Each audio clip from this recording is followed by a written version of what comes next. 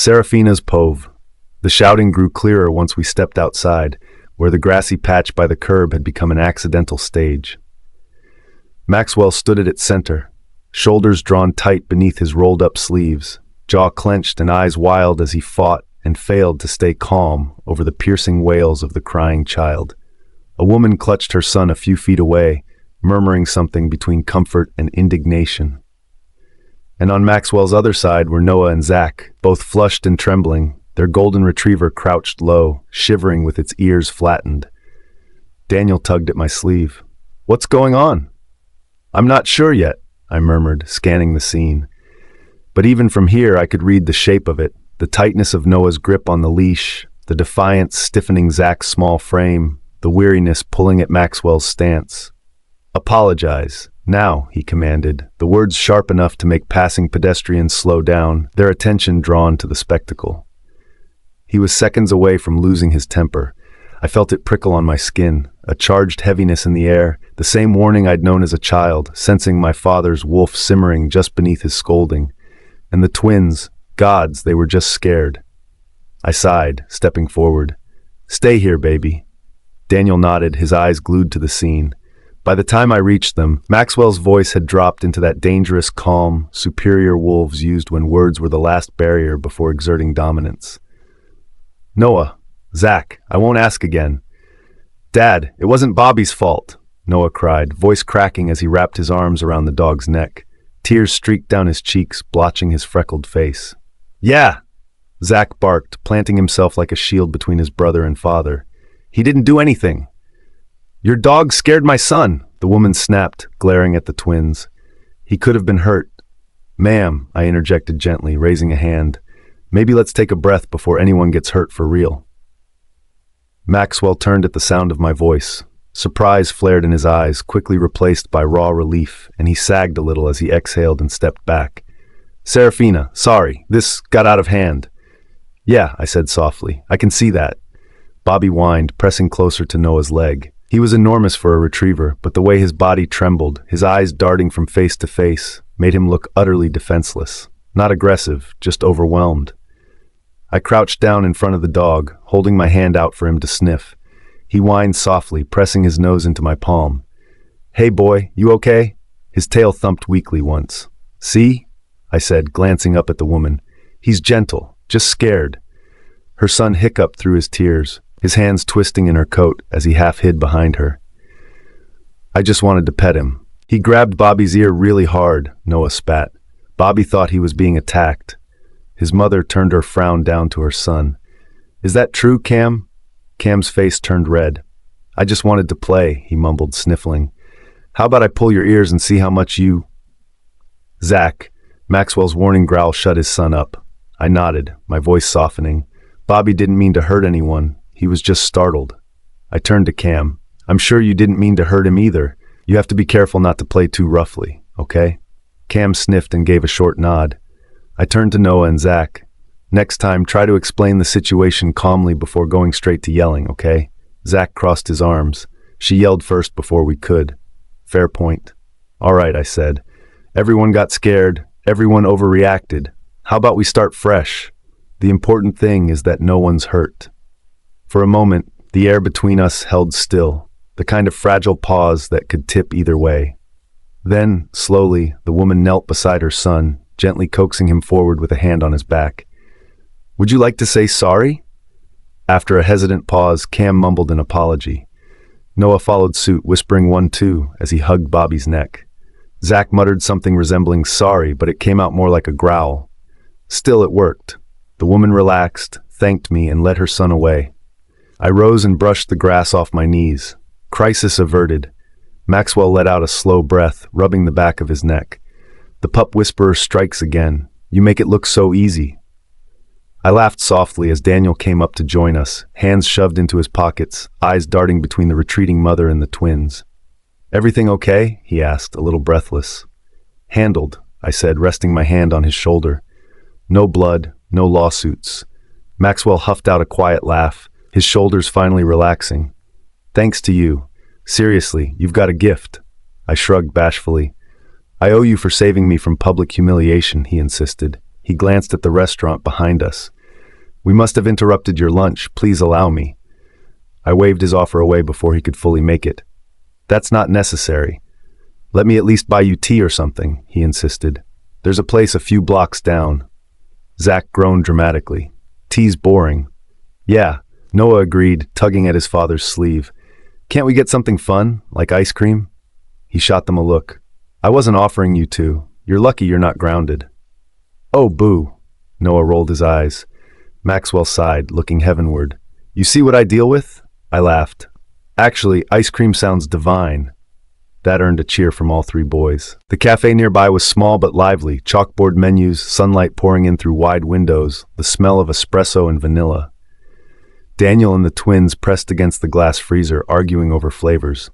"Chocolate," Noah said with authority. "Mint," Zach countered. Daniel crossed his arms. "Cookies and cream is the best." Maxwell huffed. "You three know that you can order individual flavors, right? Nobody's forcing you to share a cone." I snorted. When the sugar was finally distributed and temporary harmony restored, the group drifted outside again, where the noon sun hung high in the sky. Across the street, a small sports complex hummed with activity, and through the large window, we could see kids darting across an ice rink in bright jerseys. Zach's eyes lit up instantly. "They're playing hockey." Noah licked his ice cream and grinned. "Cool. Dad, can we play?" Daniel perked up. "You play hockey?" "Of course we do." Zach said proudly. "Dad taught us." "I attempted to teach them," Maxwell corrected. "Mostly they just weaponized the sticks." Daniel's eyes gleamed. "My dad taught me too." Noah scoffed. "I bet we're better players than you." Daniel's eyes narrowed. "You'd lose that bet." "Oh yeah," Zach piped in. "Let's see then." I blinked. "Huh? Let's have a match," Noah declared. "Us versus you." Maxwell frowned. 2 against 1 is hardly fair. Daniel looked up at him. "Will you play with me?" "No," Zach snapped. "He's our dad, not yours. Play with your mom." I laughed, shaking my head. "Hold on, I've never even held a hockey stick in my life. I'm more of a cheer from the sidelines type." "Then you'll learn," Noah said. "You can be on Daniel's team." Maxwell looked mildly horrified. "Absolutely not. She could break something." "Confidence inspiring, thank you," I muttered, rolling my eyes. "Mom?" Daniel turned to me and held his hand out. "I need your phone." I frowned. "Why? Come on." He shook his hand impatiently. I sighed, handing him the phone. "Fine, but what could you possibly want with my phone?" He grinned instead of answering, thumbs flying across the screen. "You'll see." Before I could pry further, he darted toward the rink entrance, the twins hot on his heels. Maxwell and I exchanged a half-fond, half-exasperated look that said, "We're not stopping this, are we?" and trudged after them. Inside, the rink buzzed with life, kids wobbling over the ice, music thumping faintly through the speakers, the chill air fogging our breaths. "Dad, we have to rent gear," Zach announced. "Right away, Your Highness," Maxwell deadpanned. We followed the kids to the rental counter, where a tired attendant barely looked up from her clipboard as the twins launched into rapid-fire requests for helmets, sticks, skates, and the cool kind of gloves. As we waited, their chatter filled the air, plans for team names, rules that kept changing every 30 seconds, and plenty of trash talk. We paid, grabbed the skates, and found a bench near the side of the rink. Within minutes, the boys were half-armored, faces flushed with excitement. "Ready?" Noah asked. Daniel craned his neck towards the door. "I just need a minute." A pang went through me. Was he stalling because he was wary of playing against the twins? "Maybe I can find a coach or staff to join your team, Danny." He shook his head. "No need. I have backup arriving any minute now." I frowned, but before I could press him for more information, the sound of hurried footsteps echoed from the lobby, brisk, uneven, almost urgent. I turned in time to see the doors swing open, and my heart vaulted to my throat. Kieran stumbled in, wine-tuzzled and a little out of breath, a leather jacket thrown hastily over a dark shirt. His wide-eyed gaze swept the rink until it found me and Daniel. Daniel's grin split wide. "Perfect timing." Kieran's pove. By the time I reached the ice rink, I had lost half of my mind. My phone was still open on the passenger seat of my car, Sarah's text glowing on the screen like a flare in the dark. SOS. It came with a dropped pin and nothing else. No context, no follow-up. Just that. I'd barely taken the time to grab my jacket before jumping into the car. Every red light felt like a personal affront. By the time I skidded into the parking lot, my pulse was a war drum in my throat. Inside, the chill hit first, crisp air, the sharp bite of ice and metal. Then I saw them through the glass doors, Serafina and Daniel. Every cell in my body braced for damage. Blood, panic, tears. For one wild second, I searched for injury, anything to explain the SOS. But then I noticed the warmth in her posture, the small, easy smile tugging at her lips as she said something to him. But that was not enough to calm me. I was across the lobby before my rational mind caught up. I swung the doors open with a lot more force than I intended, and almost every head in the rink turned in my direction. But only two mattered to me. Daniel's bright grin as he waved from the rink threw me for a loop. I froze, scanning him from head to toe as he ran, skated to me, unharmed, unbothered, perfectly fine. Excited!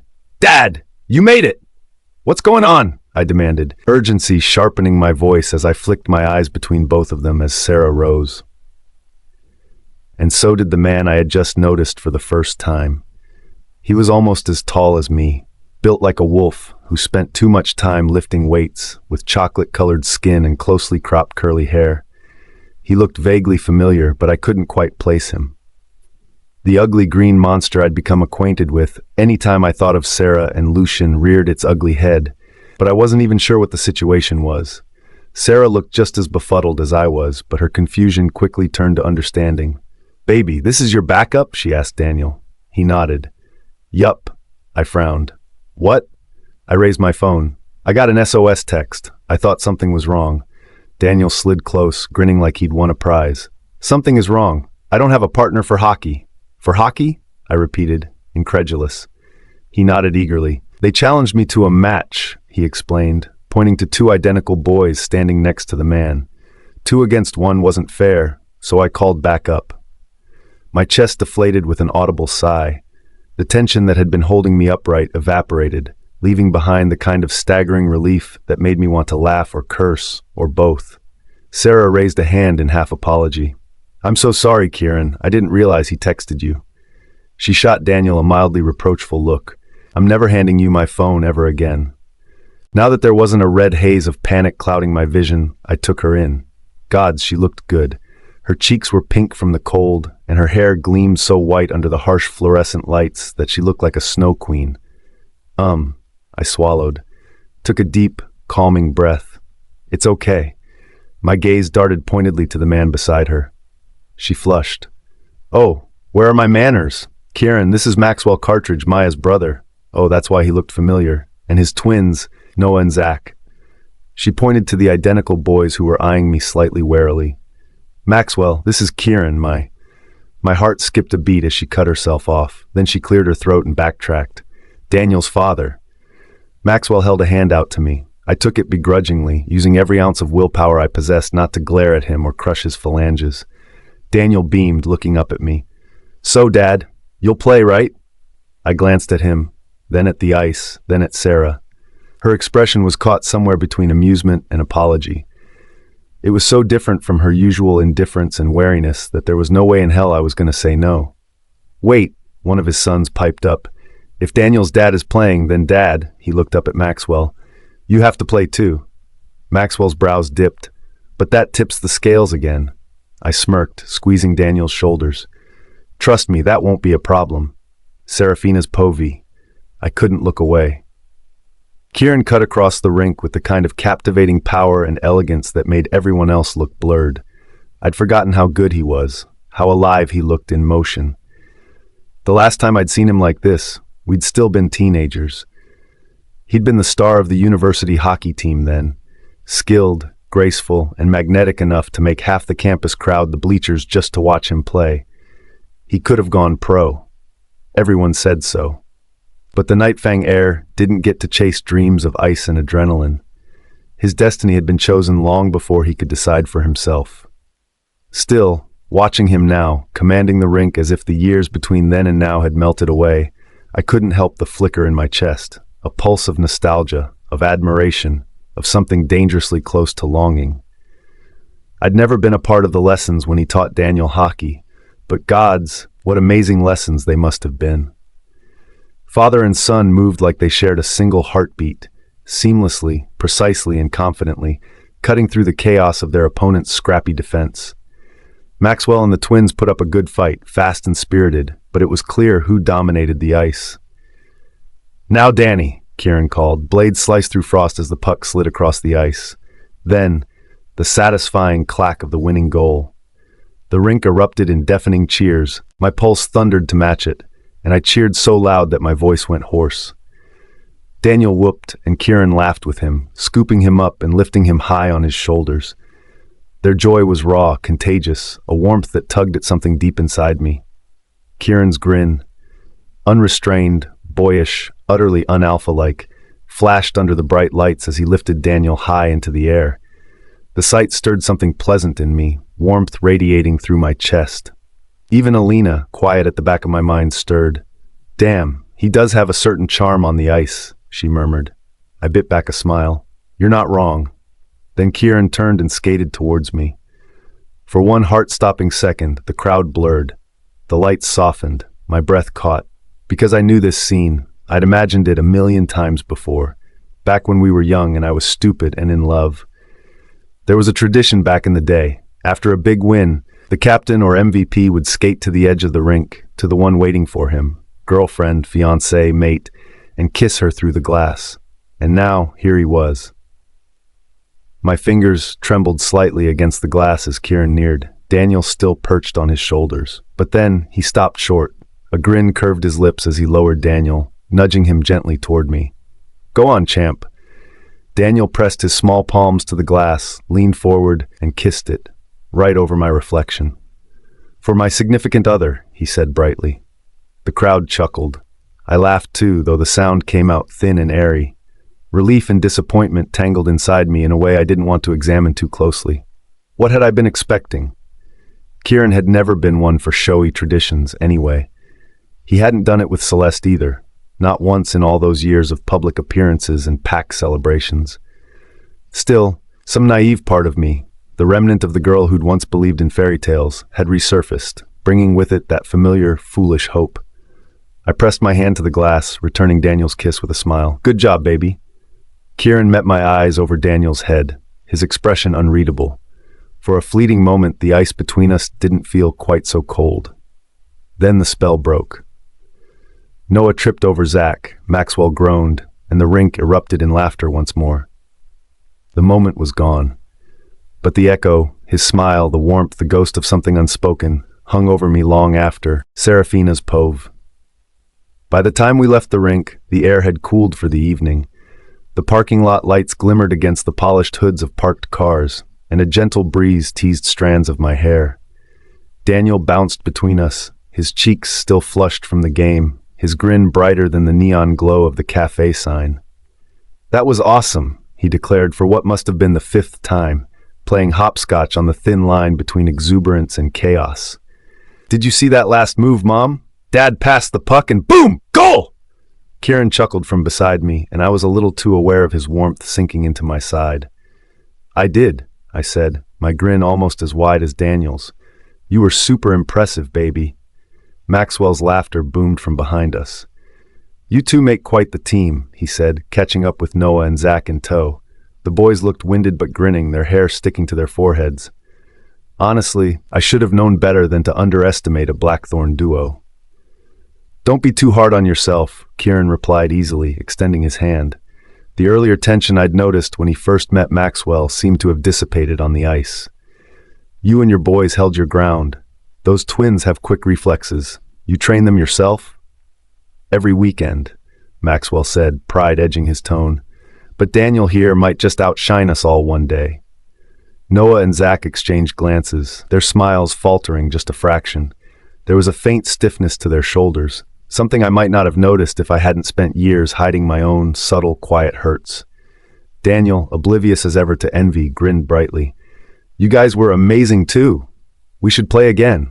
Maybe next weekend?" For a heartbeat, the twins hesitated. Then Noah nodded quickly. "Sure, that'd be cool." Zach mirrored the nod, though his tone came out a little forced. "Yeah, totally." Maxwell gave Daniel an approving pat on the head.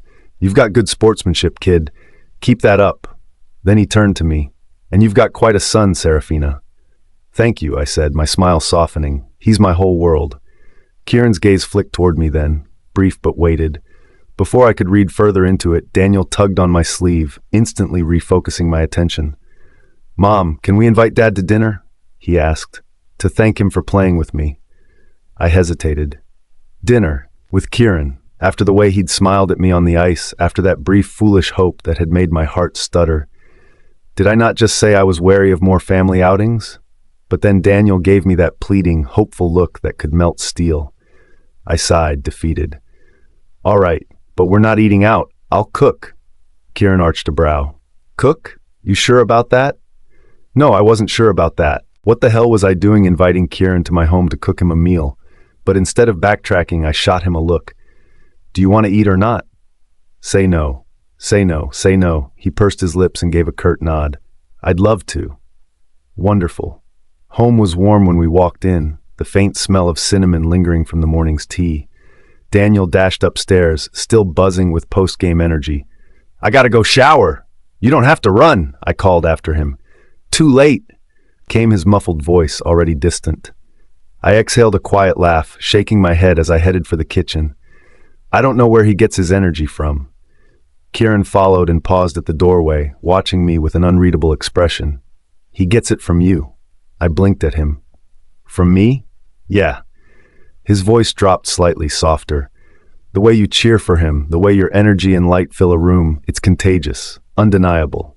The compliment caught me off guard. I turned to the fridge to busy my hands and hide the flush in my cheeks, bringing out the vegetables I'd prepped earlier and the other ingredients for dinner. Kieran didn't say anything after that, and I could almost pretend he wasn't in the kitchen. Except that was impossible. He was still standing at the doorway, but his presence filled the entire room like a steadily inflating balloon. The kitchen shrank with him in it. The air thickened. When he moved, his scent curled around me almost as tangibly as physical touch. Need help with anything? He asked. I shook my head, setting veggies on the counter. No, I've got it. Come on, it's the least I can do. He moved to the sink, rolling up his sleeves, the flex of his forearms catching my eye before I could chide myself for staring. He started rinsing the plates I'd set aside from breakfast. I said I've got it, I repeated, firmer this time. He glanced over, lips twitching. Relax, Sarah, it's just washing dishes. That's not the point. My voice came out sharper than intended, and I snatched the soap-slick plate out of his hand. He paused. Then what is? That I started, but words failed me. The real reason, the way my pulse quickened this close to him, the way my heart seemed to forget every lesson it had learned about moving on from him, wasn't something I could say aloud. Kieran turned the faucet off and faced me, drying his hands slowly. His eyes searched mine, and I couldn't bring myself to meet his gaze. You're tense. I'm fine, I said, too quickly. He stepped closer. The space between us thinned to a breath. His voice was a low caress against my skin. You're not. I opened my mouth to protest, to tell him that I wasn't cursing myself for inviting him to my home, to deny that my body was having an inexplicable, maddening reaction to his presence. But then he reached out, and his fingers brushed my wrist. Sarah? A zing of electricity, almost as painful as it was dizzying, shot through me, and I stumbled backward, the plate in my hand slipped out of my grasp. Damn it.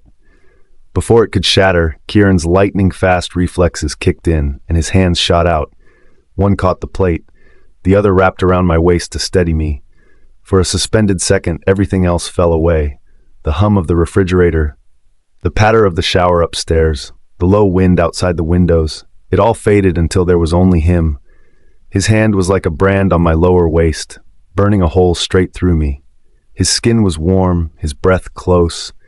I could feel the faint tremor of restraint in the way he held himself still against me. My heart stuttered. The thanks, I whispered, my voice thinner than air. Kieran didn't answer right away. His dark gaze flicked from my eyes to my mouth, then back. The look in them was a slow, deliberate undoing, the kind that didn't need words. Unbidden, out of fucking nowhere, a shiver of need ran down my spine. It was as if my body had separated from my mind, leaving all my reservations and inhibitions behind. I leaned closer. Just a little. Just enough for my chest to brush against his. Enough for the warmth of his breath to ghost against my lips. The familiar heat, the pulse of recognition, mate or no mate bond, still lived there. Under my skin, rushing through my veins, buried under layers of denial. We were so close. All I had to do was tilt my chin up and our lips would meet. The kiss would be explosive, I knew, terrifying in its intensity. And God's help me, I wanted it. Why couldn't I have it? What was stopping me now from closing the hairbreadth distance between us? And a door slammed upstairs, and it was like my senses snapped back into my body and sharp panic drowned out all else. I pushed Kieran away, harder than I meant to. He jerked back, his body hitting the edge of the counter with a muted thud. Ow. My breath hitched. My pulse roared like a wild animal. Kieran, I stepped forward immediately, my eyes wide. I'm sorry, I didn't mean. He winced, one hand pressed against his chest. It's fine, he grunted. But it wasn't. He wasn't. I frowned, taking in the pain that tightened his features. I knew I was getting stronger by the day, but that shove should not have hurt an alpha, especially not one as powerful as Kieran Blackthorn. Kieran, I said softly, hesitantly reaching out for him. Is there something wrong? Something like panic flashed in his eyes, and he made to move away, but I caught his wrist, pulling it away from his chest. He groaned again, and every alarm bell in my head rang in a frenzy. Before I could wonder what the fuck I was doing, my hands were gripping the hem of his shirt. His eyes widened. Sarah, don't. I yanked his shirt up and gasped. What the hell? Serafina's povee. What the hell? I repeated, my voice tight as I stared in horror at the sight before me. Kieran's torso bore a deep, jagged scar that ran just below his ribs, a harsh, uneven gash that looked weeks old but was still angry red around the edges. That wound should have healed. For a werewolf like Kieran, a born alpha whose regeneration bordered on myth, something like that had no business lingering. He yanked his shirt down before I could get a better look, but the image was already seared in my brain. It's nothing, Sarah. Don't, I snapped. Don't you dare tell me that awful mess is nothing. My voice trembled, and I fought to get a hold on the emotions that surged within me. His jaw clenched, the muscles ticking like he was chewing back something sharp. I'm fine. Fine? The word was an incredulous gasp. That's not fine, Kieran. You're supposed to heal faster than light, and that... I pointed a finger at his chest, and he visibly flinched. That looks like it's been festering. His gaze hardened, his words clipped with authority. Drop it, Sarah. No. I folded my arms, defiant. If you think I'm going to ignore this, then you don't fucking know me. It's none of your business, he gritted out. Oh, I cocked my head. If you're in danger, if you're going around getting hurt and not healing as you should, what does that mean for Daniel? If something happens to you, he has to step into your gigantic-ass shoes, and that is 100% my business. That made Kieran still. The faintest flicker of shame passed across his features, gone as quickly as it came. It's not a big deal, he said lowly. You don't need to worry about me. Then make sure I don't have to, I shot back. Keep yourself in fucking pristine condition and make sure my baby doesn't have to bear the weight of Alpha for a long, long time. His head lowered, his shoulders slumping as the fight seemed to drain out of him. For a moment, silence stretched between us, heavy and tense.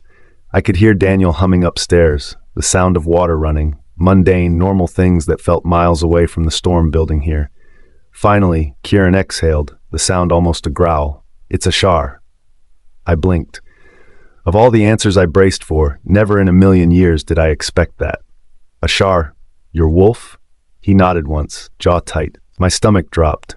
He hurt you? Not directly. It's his fault, though, and he's stopping me from healing. Anger flared hot in my chest, slicing through the fear and terror of seeing that wound. Why the hell would he do that? Kieran rubbed a hand over his face, frustration bleeding into his tone. Punishment. Punishment, I repeated, disbelieving. For what? He looked away then, his throat bobbing like he was swallowing the words as they rose. Kieran. My voice was a low warning. Fucking answer me. For everything, he said hoarsely. For what I did to you. The words struck like a slap. My mind reeled. That's insane, I said. He's you. You're supposed to be one. You don't get to... He's angry, Kieran cut in. And he's been distant ever since that night. I scoffed incredulously. I want to talk to him. Kieran's head jerked up. Sarah, no. Yes, I insisted. If Ashar's angry enough to hurt you, then he's a danger to everyone around you, including Daniel. I need to know what's going on inside his head. He looked like he wanted to argue, but one look at my expression must have told him it was pointless. With a reluctant exhale, he nodded once. Fine, he said quietly, but he hasn't spoken to me in ages. I'm not sure he'll want to. The change was immediate. Kieran's stance shifted, shoulders squaring, posture straightening. The heat in his eyes cooled, replaced by a predatory stillness that sent a prickle down my spine. The air itself seemed to hum differently, thick with the charge of something primal and dangerous. Sarah. His voice was deeper now, rougher, carrying that layered echo I'd only ever heard that night at Lucian's gala. The sound made the hairs on my arms rise. Hello, Ashar, I said, forcing calm into my voice. He tilted his head, his gold-ringed obsidian eyes studying me with that uncanny stillness predators often had right before they pounced. You asked to speak with me. I did. I crossed my arms, steadying my breath. I want to know why you hurt Kieran. Ashar's lips curved, somewhere between a smirk and a snarl, because he deserved it. For what? For everything he did to you, he replied, his tone low and fierce. For the years he made you feel small, for the way he pushed you aside, for denying our bond, for breaking what should never have been broken. My heart seized with pain. I drew a shaking breath, wrestling to keep myself from crumbling under the raw ache his words unleashed. And you think injuring him fixes that? He needed to feel it, he growled, eyes glinting. He will not listen to reason, so he will listen to pain. I shook my head. You can't keep punishing him, Ashar. You're the same soul. Hurting him is hurting yourself. He let out a bitter laugh. You think I don't know that? You think I don't feel the sting every time he bleeds?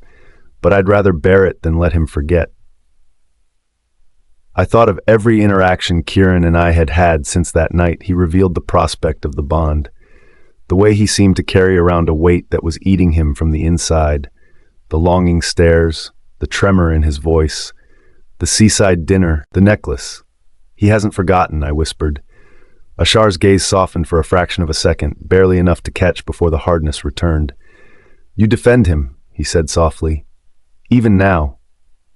I'm not defending him. I cleared my throat. I'm refusing to be used as justification to hurt him.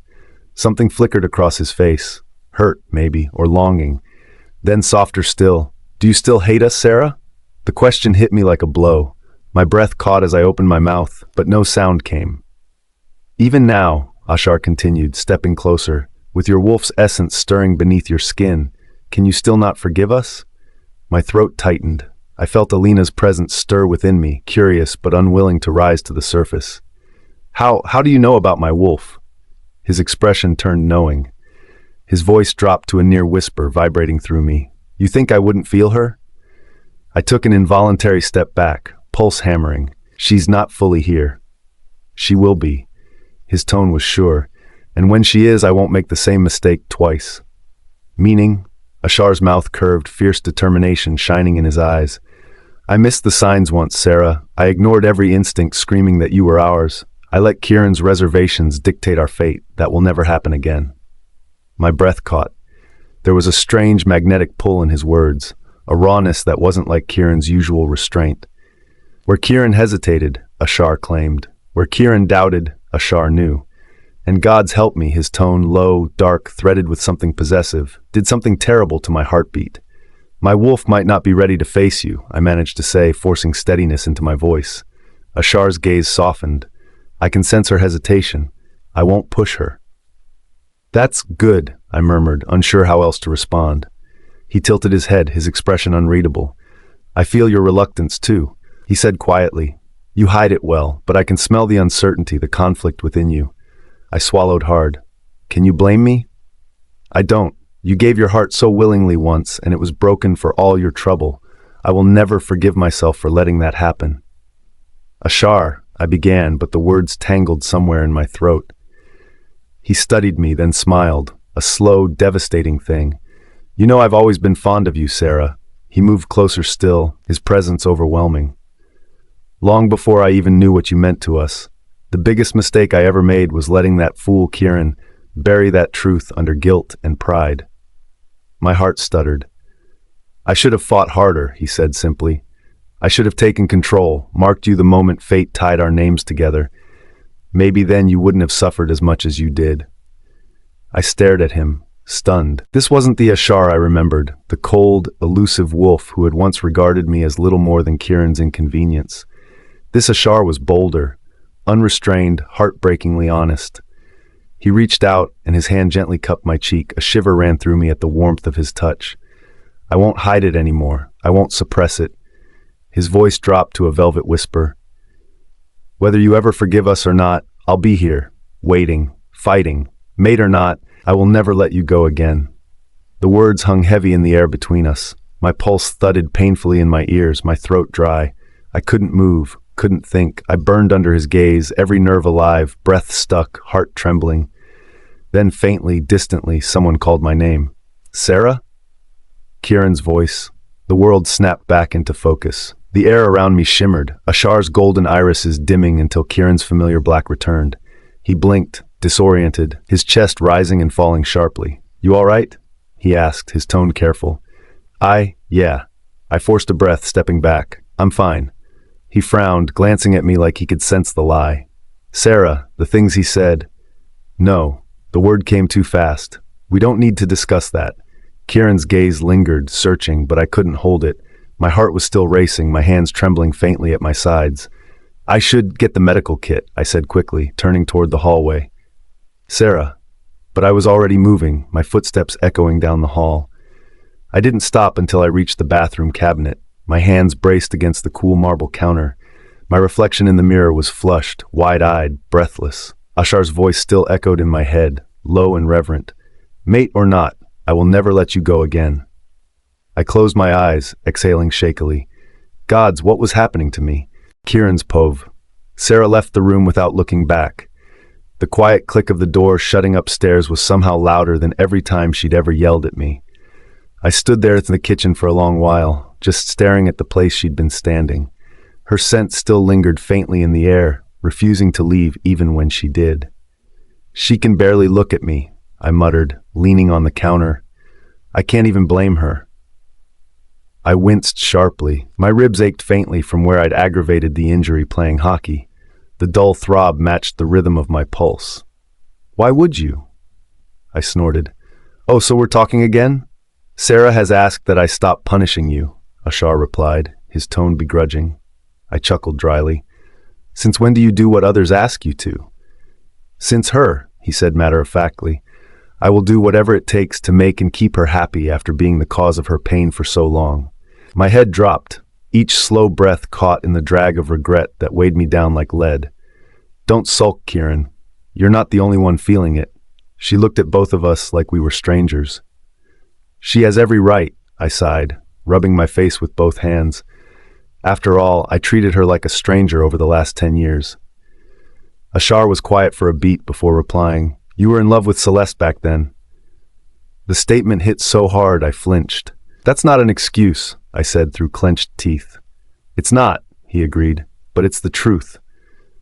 I stared at my reflection in the stainless steel surface of the fridge.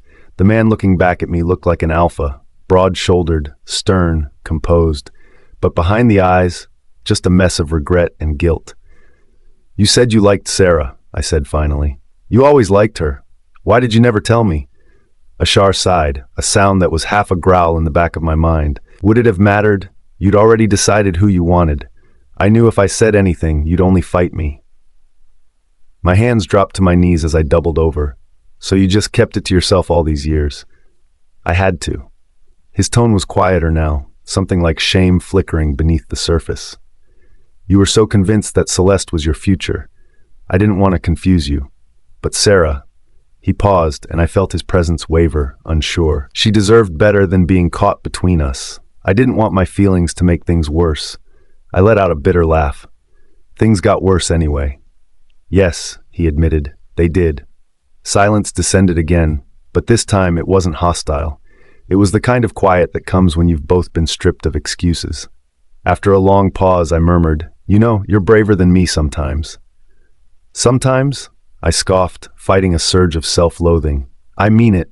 You told her how you felt. I had years, a fucking decade, to say half the things she deserved to hear, and I never did.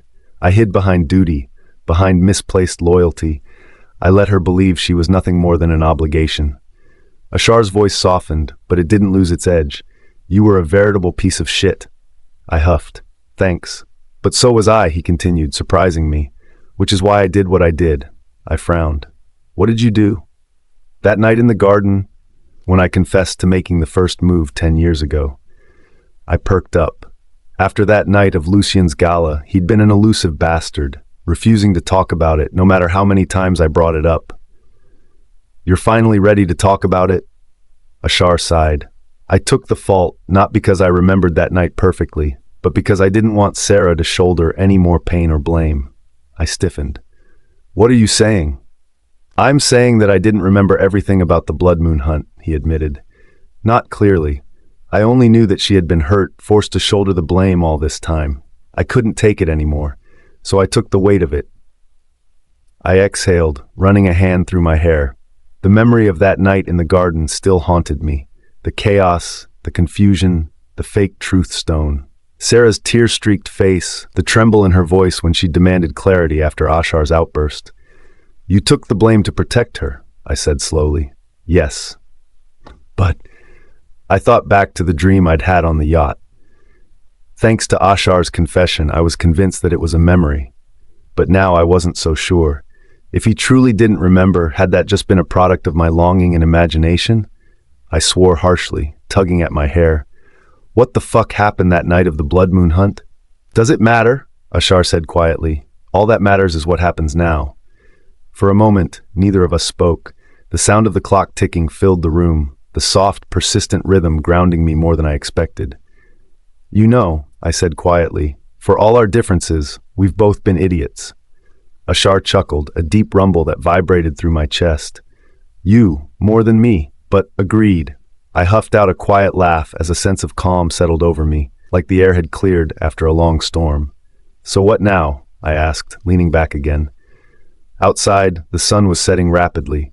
Sarah was spending an awfully long time looking for a medical kit. She's still keeping her distance. She still has reservations. We can't force her to forgive us. No, we can't, Ashar said. But you deserve redemption. Even if she never gives it to you, you can still attempt to earn it. And no matter what she decides, she's ours, Kieran. Whether she returns to us or walks away. His words echoed inside me long after they faded. I glanced once more at the door, imagining Sarah somewhere down the hall, fussing with the medical kit, pretending not to think about what had just happened. I thought of her eyes earlier, how guarded they'd been, how all that armor fell apart when she saw my wound. She'd tried to hide it, but I'd seen the flicker of concern there. The way her fingers trembled when she tried to stop herself from reaching for it. She still cared. Maybe not enough to forgive me, but enough to worry. We'll make it right, I said, a silent vow. Ashar's response was a promise of its own. Together. I drew a steadying breath. Thank you, Ashar. For what? For staying even when I didn't deserve it. There was a faint hum of amusement in my mind. Well, it's not like I could tear myself out of you and go my merry way. I rolled my eyes, but a smile tugged at my lips. Things were far from fixed. The scars were still raw. But at least Ashar and I were no longer standing on opposite sides of an internal war. In that moment, we were one again. Man and wolf, reason and instinct, both tethered to the same aching soul. Serafina's Pove. Dinner passed in a strange, fragile quiet. Not tense, just careful. Like we were all trying very hard not to break something delicate. As usual, Daniel talked the most, excitedly recounting the game, his fork moving more than he actually ate. Kieran listened, nodding, answering when spoken to. Every now and then, I caught his eyes drifting to me, quick, unreadable glances that made something tighten low in my belly. I kept my voice steady, focused on Daniel, on the food, on breathing. Daniel finished first, dropping his fork with a soft clang. That was amazing, Mom, he announced, sitting back with a satisfied sigh. Thanks, I said, smiling. Do you want dessert? He threw his arms up in a theatrical yawn. Actually, I'm pretty beat, he said, rubbing his eyes. I'm gonna head to bed. I held back an eye roll. Sure. All right, baby. I leaned over and kissed his hair. Brush your teeth. He hopped out of his seat and hesitated, just for a second, before he stepped round to Kieran's side and hugged him around the shoulders. Thanks for playing with me today, Dad. Kieran's hand came up, strong and steady, resting against his son's back. "Anytime, Danny. Thanks for inviting me." When Daniel padded upstairs, only the two of us remained, and the quiet immediately grew teeth. I stood, reaching for the plates. I'll get this cleaned up." Kieran rose as well. "Let me help." Exhaustion dulled my instinct to refuse. I was too tired to argue, too raw from Ashar's confession, too aware of the way Daniel had watched us both during dinner, hope stitched into every glance. "Okay." Kieran's eyes briefly met mine, surprised, almost tentative, and then softened. He stepped beside me, wordless but intent. We moved in silence, passing plates, stacking dishes, brushing fingertips once or twice. I didn't flinch. He didn't retreat. Outside, the wind shifted through the trees. Inside, water rushed softly, cutlery chimed. It was domestic, simple, ordinary, and somehow unbearably intimate. When we finished, Kieran slowly dried his hands, as if unsure what to do next. Unspoken words hovered like ghosts between us. "Thank you for dinner. It was delicious." He spoke like a customer complimenting a chef at a restaurant. "You're welcome. Unlike the hypothetical chef, I didn't tell him to please come again." He cleared his throat once and glanced behind me. "I should." I nodded. "Yep, of course." I stepped aside. My breath caught ever so slightly when he walked past me, and I didn't move until I heard the front door click shut behind him. Silence blanketed the house, thick and heavy, its weight sinking into me, full of waiting, like the air before a storm. But for once, this particular brand of silence didn't hurt. It just was. I cleaned up a bit more before heading upstairs. Daniel was already in bed, but wide awake. He looked up at me with a smile as I walked in, as if he'd been waiting for me. "Pretty beat, huh?" I raised a brow. His grin widened. "I was just thinking about earlier. The rink." I smiled faintly, coming to sit beside him. "You had fun, didn't you?" "Yeah!"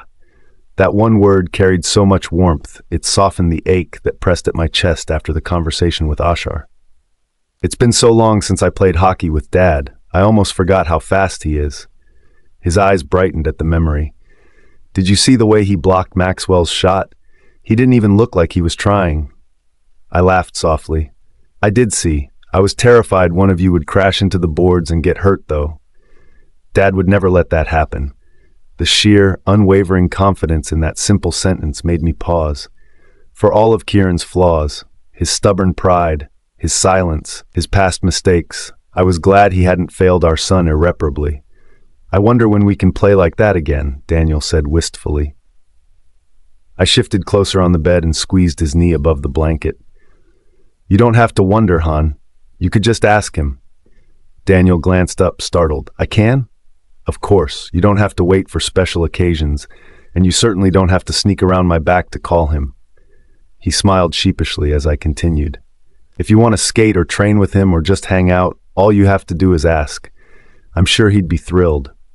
Daniel shook his head, his expression shuddering. "Dad's busy. He's alpha.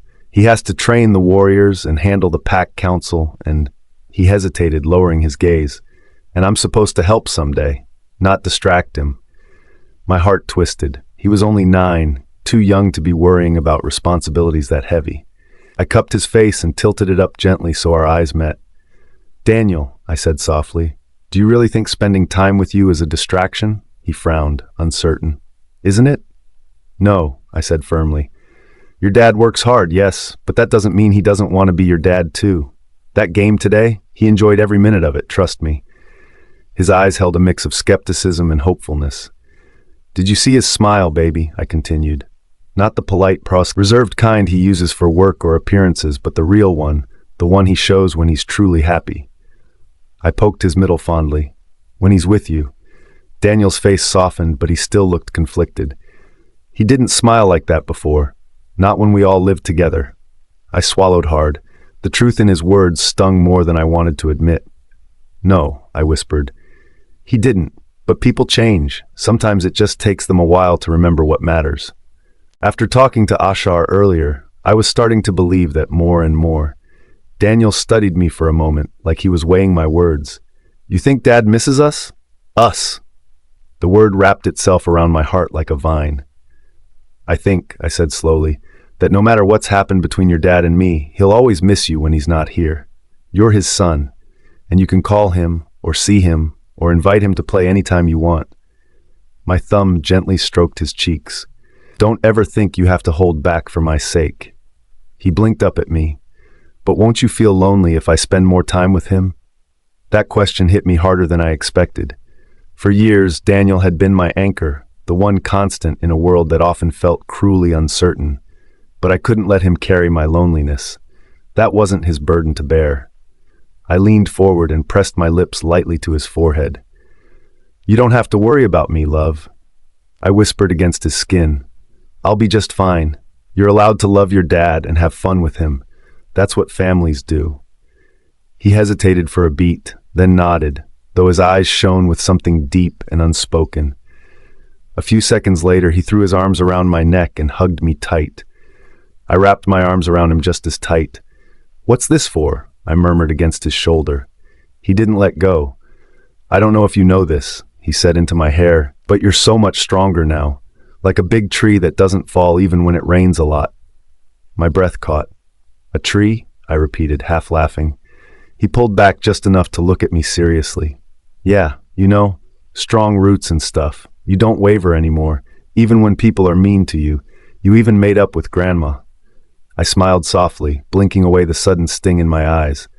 You notice that? He smiled, eyes crinkling in a way that reminded me of Kieran. I want to be like you when I grow up. The words undid me. For a moment, I could only stare at him, the boy who'd seen me at my weakest, who'd been the reason I'd found the strength to stand again. I reached out and pulled him close, pressing a kiss to his hair. Who you are now is already pretty amazing, I whispered. He hummed contentedly, and for a while, we just stayed like that, our steady breaths filling the silence. I let his words root themselves in me. Steady and sure, I was a tree unwavering in the face of past storms, and I knew, even if the storm returned, I wouldn't break. Serafina's Poth. I hadn't realized how much I'd missed the rhythm of training until I was back on the mats again. The solid thud of my boots against the ground, the sharp crack of air every time my strikes met Lucian's blocks. The OTS compound buzzed with its usual controlled chaos. Early morning light slanted through the wide windows, spilling gold across the floor where Maya had set up a series of new obstacles designed specifically for me. I no longer trained in the private practice rooms, and my sessions were no longer generic drills. Now, they were tailored for someone caught between human and wolf. The half-shift anomaly, Lucian called it. I think he meant it as a compliment. Again, Lucian said, his voice smooth but commanding. I wiped the sweat from my forehead and reset my stance. My lungs burned, my muscles trembling from exertion, but more than anything, I felt a stubborn determination hardening inside me. I refused to stop. He circled me slowly, like a predator gauging when to strike. You're faster now, he observed. Sharper, but your focus still wavers when pressure rises. I'm not wavering, I shot back, tightening my fists. I was a fucking tree. Maya, who stood off to the side with her tablet, chuckled softly. You say that, but your heart rate just spiked, Sarah. I rolled my eyes. Because I'm frustrated, not scared. Lucian smiled faintly. Then use it. Frustration is a useful emotion when properly channeled. He stepped closer, and the subtle wave of his alpha aura rolled over me, dense and suffocating, pressing down like invisible gravity. My knees nearly buckled. Every nerve screamed at me to submit, but I clenched my jaw and held my ground, refusing to bow. Push back, he said quietly. I'm trying. Try harder. I reached for Alina, who stirred faintly inside me. Her energy flickered, eager, restless, but despite her renewed strength, something still blocked her, a wall I couldn't quite break through. My chest constricted as Lucian released more of his power, his eyes burning silver. Then Maya joined in, her beta aura blending with his, less crushing but sharper, like invisible blades cutting through the air. Together, their combined dominance filled the room until the air felt heavy enough to choke on. Okay, I gasped, doubling over. Fuck, I hate you two. I took a deep breath as the pressure lifted, and it no longer felt like my skin was tightening over my bones. Lucian chuckled softly. Maybe we should take a... No, I straightened. No breaks. Maya shifted. Sarah, we don't want you. Just come on, I exhaled, getting into the fighting stance. They exchanged a long look before sighing. Fine, Maya gritted out, adjusting the strap on her gauntlet. You take the left flank, she told Lucian. I'll push her right. Lucian's answering nod was slight. Remember, adaptation over defense. I barely had time to process before they came at me. Lucian's attacks were fluid, controlled, every movement a calculated strike meant to test, not destroy. Maya, on the other hand, was a storm. She came at me in bursts, her beta energy flaring hot and fast, her kicks whistling through the air. I ducked under her spin, rolled across the mat, and sprang up behind Lucian. My fist shot out, grazing his jaw before he caught my wrist mid-swing. The impact vibrated through my bones. "Better," he said, his tone annoyingly calm. "Not if you're still standing," I muttered. He twisted, and I felt the shift in the air an instant before he released it, a wave of alpha pressure crashing into me like a tidal force. My knees nearly hit the ground. The air thickened, every breath a fight. "Stay up," he commanded quietly. I gritted my teeth. No shit. Maya added her own energy to the mix, her beta dominance intertwining with his, denser, more constricting. The combination pressed down on me until my lungs screamed. Alina thrashed beneath my skin, claws scraping, desperate to push back. I braced myself, channeling the energy building in my chest. A heartbeat later, I lunged. My speed caught Maya off guard. I slipped under her guard, feinted left, and swept her legs out from under her. She hit the ground with a surprised grunt. Lucian was next. I went for his center, but he deflected with inhuman precision, spinning me off balance. My foot slipped, but I managed to regain my stance before falling. He arched a brow. "Your recovery's improved." "So has your smugness," I shot back, panting. He smiled faintly, that infuriating calm never cracking. Again. We collided once more, the clash of energy echoing in the chamber. This time I didn't just react, I anticipated. My reflexes felt honed, sharper than I remembered. I caught his strike midair, spun behind him, and locked my arm across his chest. For a heartbeat, victory sparked in my chest. Then he exhaled, and the full weight of his alpha aura exploded outward. The world tilted.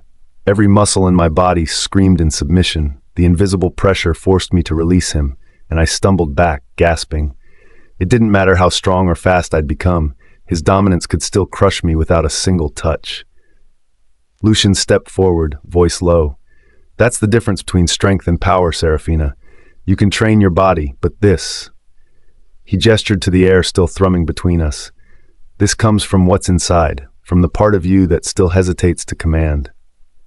Maya, wiping sweat from her brow, added gently, "You've made real progress, Sarah. Your speed, your reflexes, even your endurance, it's all evolved. But until you stop flinching under power, you'll never access what's buried in you." I swallowed hard, my pulse still racing. The truth in her words stung, but it also burned with challenge. Because I wasn't afraid of their pressure. I was furious at it. And somewhere beneath the frustration, Alina stirred again, indignant. "Let them push," she growled. "We'll push back harder." The following days fell into the same punishing pattern. Training, failure, recovery, repeat. Each time I tried to push past that unseen barrier, Alina would surge forward, her growl echoing in my mind, only for the same crushing resistance to force her back. I could feel her frustration, a primal rhythm beneath my skin. She wanted to fight, to protect, to break free. But something, that fucking mental block that had kept her away for so long, refused to relent. On the third day, I finally snapped. Lucian had just sent me sprawling again, a fluid strike that left me gasping on the floor. "Enough," he said, his tone firm. "You're pushing too hard. Sarah, rest." "No." I staggered up, blood pounding in my ears. "I'm not stopping until I get it right." Maya sighed, watching from her position at the edge. "Sarah, I'm not weak." My voice broke, raw and sharp. "I will not fucking take it slow. I'm tired of waiting for things to fall into place. I'll make it happen myself." Lucian moved towards me. "You need to." "Don't tell me what to do." Something inside me cracked open. I felt it like a pulse, a surge of heat racing through my veins. Lucian froze mid-step, his body suddenly rigid, eyes widening in shock. His arm twitched as if trying to move, but couldn't. The floor trembled, my breath hitched. For a moment the air itself seemed to shatter. Then everything went black. When my eyes fluttered open a few seconds later, I was flat on my back, squinting up at the ceiling lights. The first thing I heard was Lucian's voice, low, steady, but threaded with excitement. "Well," he murmured, "that was unexpected." I blinked, disoriented. The ceiling above me swam in and out of focus. My throat felt dry. Did I pass out again? In a manner of speaking, he said. I pushed myself up on shaky elbows. Then I failed. Quite the opposite. His eyes gleamed as he crouched before me. Do you remember what happened before you blacked out? I frowned, trying to recall. I yelled at you, and then, my mind stuttered. You stopped moving. Correct. His tone held something almost reverent.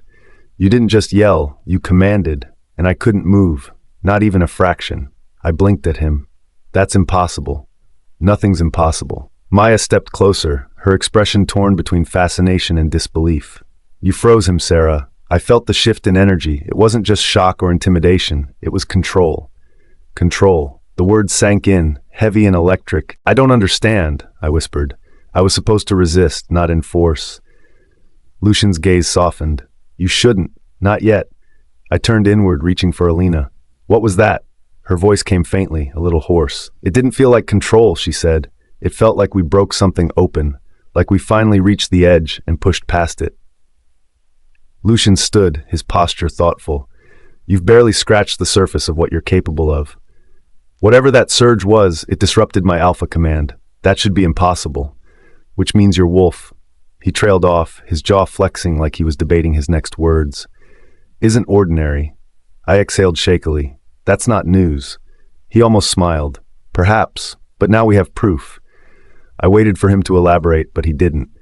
Instead, he crossed his arms, glancing toward the windows where the light had turned to amber dusk. You should rest, Sarah. Your body needs time to adjust. Rest? I echoed. After that? Especially after that. There was something in his tone, something hesitant, like he was holding back. Lucian, I said, standing unsteadily, you know more than you're telling me. He met my gaze and I saw it there, the flicker of conflict, of words he wanted to speak but couldn't. Some truths, he said finally, are not mine to reveal. I frowned. What the hell? Whose then? Maybe ask your family, he said simply. Start there. My pulse tripped. Fleelur. My family? His eyes lingered on me as if he were making mental calculations and I was the variable. Then he turned away. That will be all for today. Stunned, I watched him go, my mind spinning. Hi, my lovely readers. I just wanted to let you know that I've been feeling unwell recently, and I need to take time off to rest and recover. My heart is still very much with our story and its characters, but my body is asking for a gentle pause. Updates may be slower than usual while I take this time to heal, but I promise to return with more chapters filled with romance, longing, and everything we love. Your support and kind messages always inspire me. They truly mean a lot to me. Thank you for being the most understanding readers. Take care of yourselves, and I'll write to you again soon. With all my affection, Regal Soul, Seraphina's Povey. Lucian's words echoed long after I left the OTS compound. Your wolf isn't ordinary. Maybe ask your family. They clung to me through dinner, through Daniel's chatter about his training, even through the quiet hours after he'd gone to bed. By the time the moon hung high in the sky, I was still replaying that conversation in my head. Lucian's expression when he said it, the hesitation in his voice, the way he hadn't looked at me when he mentioned my family. If there was one thing my family was known for, it was their secrecy. Elegant facades, polished smiles, and a knack for keeping any imperfections buried under gold-tiled floors. I wasn't naive enough to think I could just walk into the manor and start asking questions about psychic control and alpha resistance. So instead, I started where I could, Maya's second favorite pastime, cyberstalking. I spent half the night clicking every link that led me to a new page that had a link that led me to a new page that... You get it. I scrolled through every database, archive, and obscure supernatural forum I could access. Most of what I found echoed the recycled fluff I'd grown up hearing. Tales of how the Lockwoods built Frostbane, how generations of alphas had been born from their line, how the name was synonymous with dominance and power. But not the kind of power Lucian was talking about. No mention of psychic control, no mention of freezing an alpha mid-command. By the time dawn broke, my eyes ached from the screen's glare and my third cup of coffee had gone cold. I stared at the blank search bar one last time before exhaling sharply and muttering, "Screw it. If anyone knew something, it had to be Ethan." He answered on the fourth ring, voice groggy. "Sarah?" "Morning, sunshine," I said dryly. A pause. "It's 5:30 in the morning." Exactly. You're an alpha. Don't you people wake up with the sun? Kieran certainly did. Ethan sighed. What do you want? Somehow the gruff irreverence in his voice made me smile. It felt good not to walk on eggshells around each other anymore, or at least not as much as we used to. I need to ask you something, I said. Something about our family's abilities. There was a shift in his tone, subtle but sharp. Abilities? What kind of abilities? I hesitated, unsure how much to reveal. Remember when you spoke about Lockwood instincts, reflexes, combat intuition, that kind of thing? Ah, he said, his voice easing into familiarity. Yeah, I remember. Is there more to it? I asked carefully. Like maybe a mind control aspect. He sounded half amused. The Lockwood instinct is exactly that. Instincts. It's sensing a strike before it lands, reading an opponent's movement, reacting without thinking. It's not psychic, just generations of refined battle intuition. So no one in our bloodline ever had other kinds of abilities? He hummed thoughtfully. No, nothing like that. Not from Dad's side, at least. But if you're curious, the Frostbane archives might have more details. The Pack Library keeps all the old records. My heart gave a small, uneven thud. The library? Yeah, you remember where it is, don't you? You practically lived there before marrying Kieran. I remember, I said quietly. Thanks. He made a dismissive sound. Don't mention it. And Sarah? Yeah? I hope you find whatever it is you're looking for. You deserve all the answers you need. My lips curled. Thanks, Ethan. And I'm here if you have any more questions, he added, but not at the fucking ass crack of dawn. I laughed as I hung up. The Frostbane Pack Library stood at the far edge of the Lockwood estate grounds, nestled behind a grove of sycamores. Even after all these years, I could still find the path blindfolded. It had been my sanctuary once, my escape from the mansion's noise, from Celeste's taunts, from my parents' cold indifference. I used to sit cross-legged by the far window, losing myself in books that smelled of dust and time. Fiction, mostly. Stories about warriors and queens who weren't afraid to stand alone.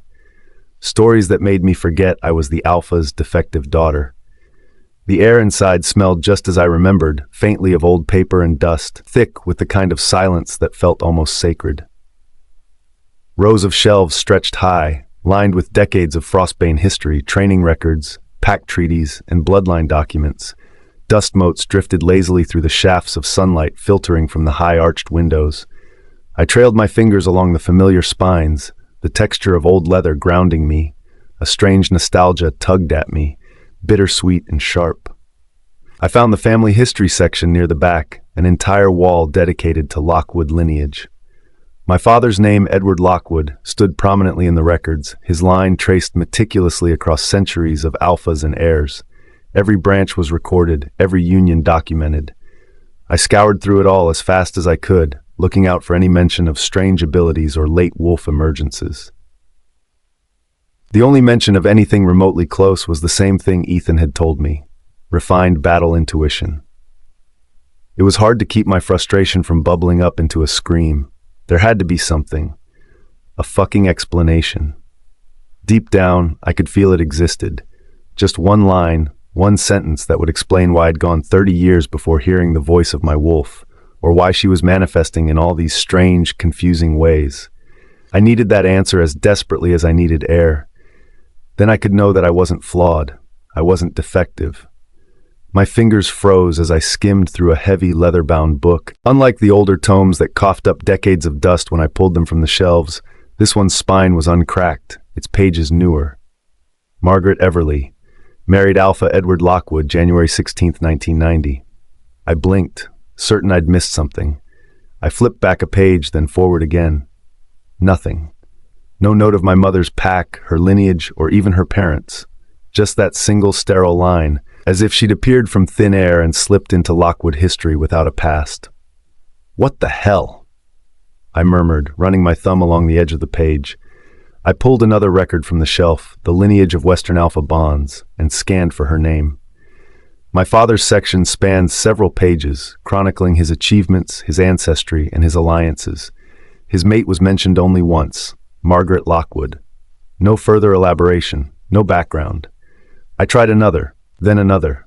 Each book showed the same omission. Margaret always appeared as a secondary figure beside my father. A date, a title, A photograph caption, "Never before him, never alone." A hollow dread crawled up my spine. "Why aren't you here?" I whispered to the empty shelves. "Where did you come from?" I yanked open a lower drawer in frustration, flipping through brittle parchment scrolls and handwritten ledgers. The older texts had sections for every Luna: birthplaces, bloodlines, alliances. Even distant relatives had paragraphs written about their talents, wolves, and strengths. But where my mother's name should have been, there was only blank space, a ghost in her own history. I sat back on my heels, heart pounding. Could my strange ability, whatever it was, have come from her? The thought twisted inside me, both unsettling and exciting. I turned back to the open book, fingers trembling slightly. My eyes scanned the margins again, searching for anything: an annotation, a symbol, a stray note from a historian who might have cared enough to wonder. Nothing, just silence. Serafina? The sound of my name shattered the stillness. I stiffened, pulse jumping as the familiar voice echoed between the shelves, polished, composed, and unmistakably hers. "Speak, well, think of the devil." My mother, Margaret's Pov.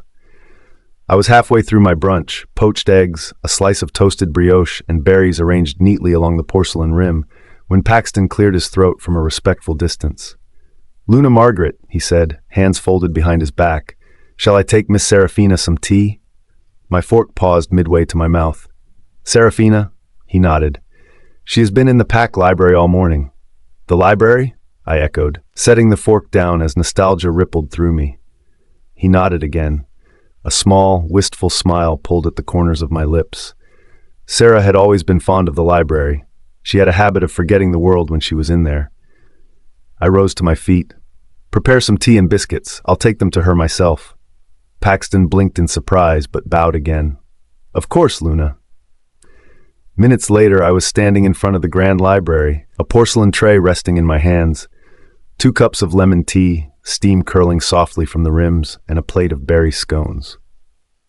As I pushed the tall wooden door open with my shoulder, I expected to find Sarah reading quietly at her usual spot in the bay window. However, I found her kneeling on the floor amid scattered lineage books, scrolls, and dusty volumes that hadn't been touched in decades. Her fingers hovered over a thick, leather-bound tome, her expression tight with frustration and curiosity. An unbidden chill clawed down my spine. "Serafina?" I said gently. Her head lifted at the sound of my voice, and her features lit up in surprise. "Mother." I stepped inside, letting the door close behind me with a soft click. "Paxton mentioned you've been in here all morning. I thought you might be hungry." I held out the tray. "I brought you tea and a little something to eat." Sarah stood slowly, brushing dust from her jeans. "Thanks," she murmured. I walked closer, setting the tray on a nearby table. As she reached for it, my gaze snagged on the messy sprawl of books at her feet. My throat tightened and dread prickled my skin. "Doing some research?" I asked carefully. Her fingers paused on the cup handle. Something like that. A strange tension hung between us. It wasn't like the distance that had festered between us over the last decade. This was different, new. I wasn't sure how to qualify it. When she looked at me fully, her eyes searched my face with an intensity that made my pulse trip. "Mother," she said, steady but cautious, "it's actually great that you're here. I wanted to ask you something." My breath stilled. My gaze darted back to the books and scrolls and tomes, and I knew the question before she spoke it. "About your life," she continued, "before you married Father." The dread rose so sharply that it constricted my breath, like a cold, invisible hand squeezing my throat. The life I had sealed away, buried, hidden so thoroughly I had almost convinced myself it never existed. I kept my smile intact and my voice steady as I answered. "That was a very long time ago, Sarah. Why do you ask?" She hesitated, not nervously, purposefully, as if considering how best to soften the words. "Because I need to understand something," she said. "About our family. About where I come from." A jolt shot through my chest. My heart lurched painfully. I knew how to wear masks. I'd worn them my entire adult life, so I slipped into one now, effortlessly, like muscle memory. "There isn't much to tell," I said lightly. "I was an orphan. No pack. I met your father unexpectedly. Fate, as they say." A small, heavy shrug. "I joined Frostbane. The rest is history." I'd recited that line so many times over the years that it had become second nature. A polished lie, a safe story. But Sarah didn't accept it. She stepped forward, her eyes sharp with something fierce and familiar, a determination that belonged to a Luna, not a child. "You were an orphan?" Her eyes narrowed. "Then what about the bracelet you gave me? You know, the one with the carved initials. You said your mother gave it to you when you got married." The cold hand tightened around my throat. I rarely made mistakes when it came to keeping my past in the past, but I'd slipped up. I let the emotions of that moment with Sarah cloud my sense of self-preservation. "That is," I cleared my throat. There was not enough oxygen in the library to keep me from going lightheaded. I must have misspoken. Sarah let out an incredulous laugh. "Misspoken?" "Sarah, I thought we were bridging the gap," she cut in, setting the cup down with an audible clang. "No more distance, no more enmity, remember?" Her mouth twisted. "Or was that a lie too?" My heart thudded painfully. "Sarah, dear, I can explain." "Good, do then." She crossed her arms. "What pack were you from? Who were your parents? Why isn't there anything about you in the archives?" My pulse stumbled. "Sarah, mother." Her voice cracked, not from anger, from desperation. "Don't do this, please. We've moved past lies and secrets, right? There are things I need to know about myself, and something tells me you're the one most likely to have answers." A warning bell rang loudly in my mind.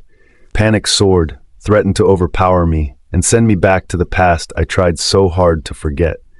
I smoothed my expression, though my heart was racing.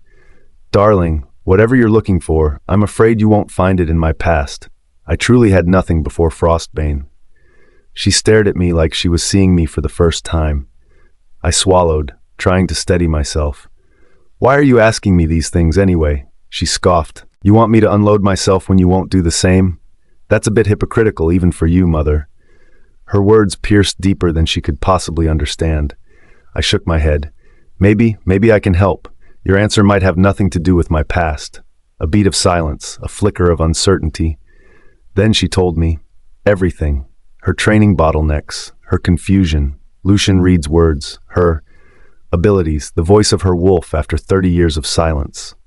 And with each word, each revelation, my fear sharpened until it carved into a spear. No. It was happening. The very thing I'd tried to prevent from the day she was born. "Mother," she pressed when I didn't speak. "Say something."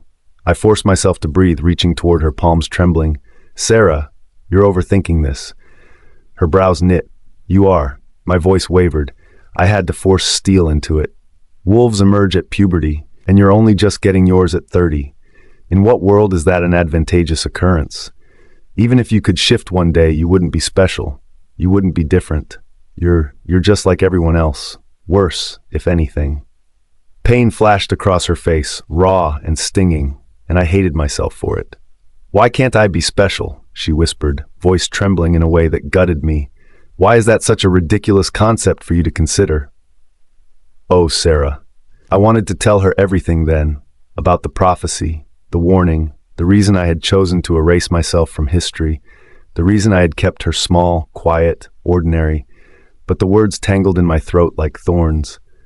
"We had your fortunes read when you all were born," I whispered instead, staring at the floor because I couldn't bear the look in her eyes. "Among your siblings, you were destined to live an ordinary life, mundane, unremarkable." She recoiled as if I'd struck her. "Ordinary," she repeated, voice hollow. "Unremarkable. That's how you saw me?" "Sarah, that's why you treated me that way when I was younger." Her voice cracked again. "I was a disappointment from the moment I was born. No, I was never going to amount to anything, so you and Father never bothered to waste your precious time on me. You focused on the children who had bright futures." She let out a choked, bitter laugh. "It makes so much sense now. Sarah, I always wondered what was wrong with me, what I did to make you and Father not care like you did with Celeste and Ethan. Now I know. It wasn't what I did." She shook her head, and I saw it in her eyes, the moment her heart broke. "It's who I was. Oh gods, what had I done? I had meant to dissuade her, to maybe nudge her away from the path of discovery she was treading, not shatter any faith she had in herself. Sarah, wait, please." She stepped back, not angrily, not dramatically, just quietly, as if distancing herself from me was instinctual. Then she turned and walked past me, her footsteps soft but devastating. "Serafina," I called, reaching out, but my hand faltered halfway. She didn't look back. A spike of pain burst behind my eyes, vision swimming. My knees buckled. I clung to the edge of the table, pressing trembling fingers to my temple as everything spun. The fortune teller's words echoed through my mind like a dark whisper. If the girl walks the path she was born for, she will be hunted. Danger will greet her at every curve of the road. If she remains ordinary, she will live. Had Edward and I made a terrible mistake?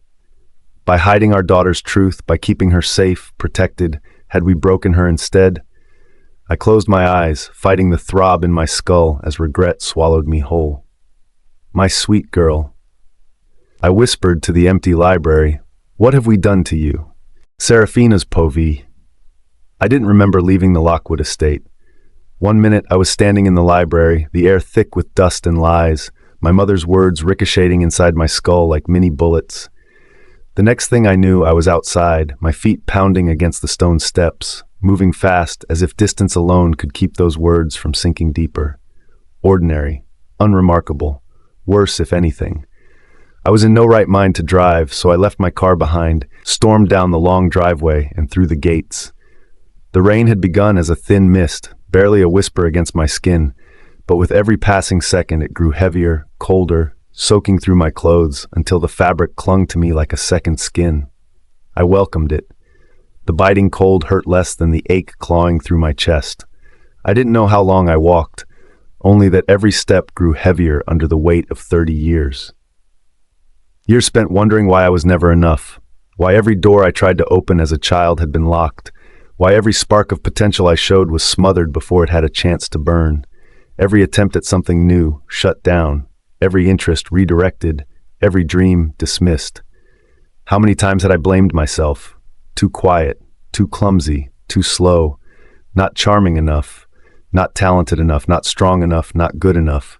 Just when I was moving on, healing, when I thought that my old wounds were scarred over, they cracked open now, bleeding raw, and all my childhood resentments came bubbling to the surface.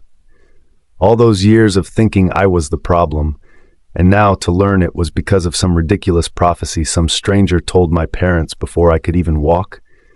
If it weren't so cruel, it might have been absurdly funny. I laughed anyway, a hoarse, ugly sound that dissolved into the rain. A fortune teller had dictated my entire life, and my parents went along with it, used it as a basis to treat me as an afterthought. If it were Daniel, and someone prophesied that he was destined to live an ordinary life, would I love him any less? Would I undermine him? Hold him back? Never. I would die before doing that to him. If my son wanted to reach for the stars, I would lift him high on my shoulders. If he wanted to try something hard, I would help him practice. If he failed, I'd tell him we could try again tomorrow. That was love, encouragement, support, faith, not whatever the hell my parents had given me. I bit back another trembling breath as I rounded a familiar corner. Somehow, without realizing it, I had walked straight to Daniel's favorite park. I stepped onto the gravel, my shoes crunching softly. The air smelled like wet earth, iron from the swings and slides, and faint sweetness from the tiny wildflowers that bloomed around the perimeter. The playground had been abandoned in the storm. Water collected in small puddles at the base of the slide. The sandbox had turned to mud. The bright paint on the climbing bars looked more muted under the gray sky, but it still felt like home, a fragile comfort pressed against the storm inside me. I walked deeper in, rain dripping from my hair down the back of my neck and soaking my clothes. My fingers trembled as I tucked damp strands behind my ears. As I reached the swings, memories flickered, small, scattered moments from years ago. The reason I brought Daniel here in the first place was that this was where my parents used to bring my siblings and I a long time ago. My memories themselves were nothing special, no less painful than the rest of my childhood, but returning with Daniel, creating new, better moments, had been my way of overwriting the old ones. But now, those old memories broke through, as sharp and painful as my bleeding wounds. Celeste laughing as she spun in circles, my mother clapping proudly as if she were performing perfect pirouettes. Ethan landing a perfect one-handed cartwheel, my father cheering loud enough for the whole neighborhood to hear. Their laughter and cheers, always for them, the siblings that were destined for greatness. But then, something else, a large, work-rough hand clutching mine, a warm blanket tucked around my shoulders, a voice, not unkind, murmuring, "It's all right, Sarah, try again." I blinked, trying to hold on to the images, but they slipped away, dissolving before I could grasp them. Were they even real? Had they cared even a little? Or was I inventing kindness where none had existed? Maybe my mind was trying to salvage something, anything, good from a childhood where I had always been the shadow, while Celeste and Ethan were the sun. My throat tightened. It was just like that dream with my father. Maybe I'd been so starved for affection that the tiniest crumbs felt like feasts in hindsight. Even if they'd managed to scramble some modicum of love for me, it was nothing compared to the adoration and affection they'd showered my siblings with. I sank slowly onto the nearest swing, the old metal chains creaking in protest. Water dripped from them in steady streams, splashing against my wrists. I gripped the cold chains and let my head hang as the rain soaked through every layer of clothing. My chest rose and fell in short, uneven breaths, the pain sitting heavy beneath my sternum. All this time, I had convinced myself that I was healing, I was moving on, that the past no longer held power over me, that I had built a new life and reinvented the meaning of family for me. But today, it didn't matter that I was now stronger beyond my wildest dreams. It didn't matter that I was a fucking LST champion. Today, it felt like my childhood, cruel and merciless, had reached up from the grave, wrapped cold, unforgiving fingers around my throat, and yanked me straight back under, drowning out every bit of light I'd fought to build. When the rain abruptly stopped pounding on my head and shoulders, when the sound shifted and softened, when the space around me suddenly warmed, I finally lifted my gaze and froze. Kieran stood before me, Serafina's Pove. Kieran's hair was wet, plastered to his forehead and temples. His shirt clung to his body, rain dripping from the hem, and his breath came in heavy bursts as if he'd been running. Over me he held an umbrella, large, black, sheltering me, not him. His eyes locked onto mine, and I saw the storm of emotions swirling beneath the stoic mask he normally wore. Panic, fear, relief so intense it almost looked painful. "Sarah," he breathed, his voice rough, strained. "I've been looking everywhere for you." Something inside me cracked at the sound of his voice, at the fact that he had come, that he had searched, that he had found me. The swing beneath me shifted slightly as I exhaled, a trembling, broken sound I couldn't hold back. His jaw clenched, and he took a half step toward me, rain still streaming down his back. "You're freezing." "I'm fine," I whispered, even though I clearly wasn't. His brows pulled together in a way that told me he wasn't fooled. He lowered the umbrella, angling it more fully over me, ignoring how the rain drenched his shoulder further. "Margaret called me in a panicked frenzy that you left her house without your car, and no one could reach you." I looked down, gripping the chains tighter. "I just needed air," I murmured. "What happened, Sarah?" His voice gentled. His knuckles were white where he gripped the umbrella. "Tell me." My vision blurred, and even though the rain streaked down my cheeks, Kieran saw right through it. His expression softened. "Sarah," his voice dropped to a near whisper, "you're crying." That undid me. A sound escaped my throat, small, fragile, humiliating. Before I could turn away, before I could ask that he leave me alone, Kieran crouched in front of me, one knee sinking into the wet, muddy ground so his face was level with mine. He reached up with his free hand, brushing his knuckles against my cheek. His touch was impossibly gentle, wiping a mixture of rain and tears that wouldn't stop falling.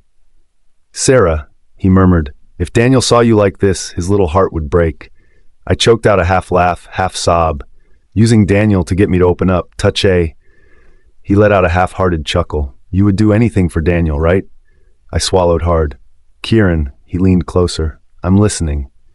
"If someone prophesied," I whispered, voice trembling, "that Daniel was destined to be nothing, ordinary, would you give up on him?"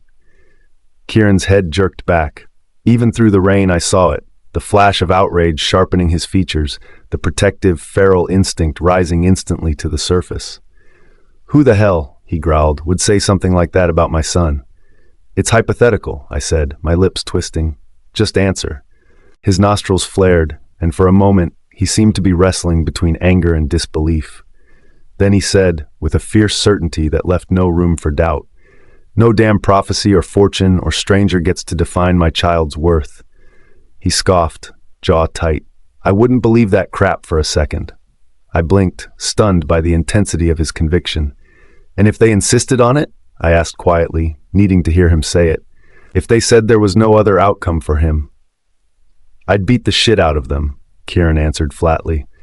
No one decides who Daniel gets to be. That's his choice, his life, his future, and I'll destroy anyone who tries to clip his wings. Breath whooshed from me, dissipating some of the heavy weight I felt. Thank you. His expression softened, his eyes gentling even as rain continued dripping from his eyelashes. But then he frowned, studying my face more carefully, more intensely. Sarah, what happened? He shifted closer, voice low. Please tell me. I hesitated. I considered telling him nothing. I considered burying it the way I used to bury everything. But his eyes, God's, those dark, undoing eyes, they didn't leave room for lies.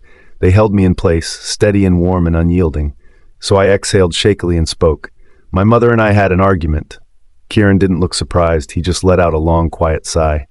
What happened? I bit my lip. She said they had my fortune read when I was born. She told me I was destined to be ordinary, unremarkable. The words scraped out of me, raw and degrading. That's why they never, my voice cracked, why they never loved me. Kieran closed his eyes briefly, rain sliding down his face. Oh, Sarah, he muttered under his breath. He shifted, adjusting his crouch so he could rest an elbow lightly on the swing beside me. You know? He huffed a humorless laugh, dropping his head.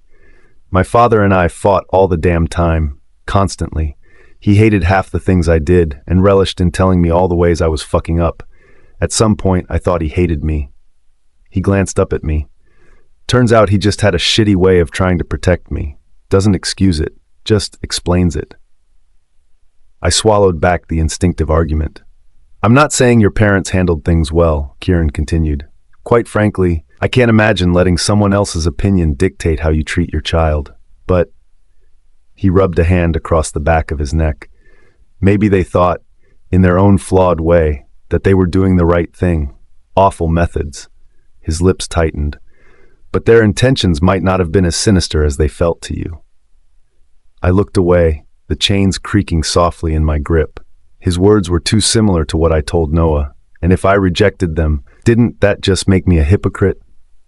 Kieran's voice deepened, gentler. You are not who they believed you'd be. You never were. His eyes heated with something fierce. You're yourself, and that's more than enough. Prophecies be damned. The words slid into the cracks inside me, soothing the jagged edges that scraped against my heart.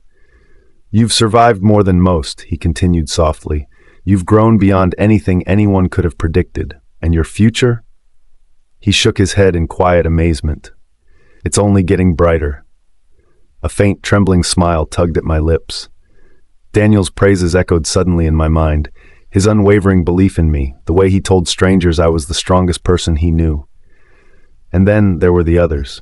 Maya calling me a beast during training. Lucian watching me with curiosity instead of pity, the woman who had gotten strength from my story to leave her abusive husband. My teammates, who I'd brought together and led to victory. Celine's daughter, who called me a Luna of inspiration. Henry's granddaughter, who had my poster hung in her room. Family, friends, strangers. They all believed in me. They saw me growing, shining, exceeding the limits I'd once been forced into.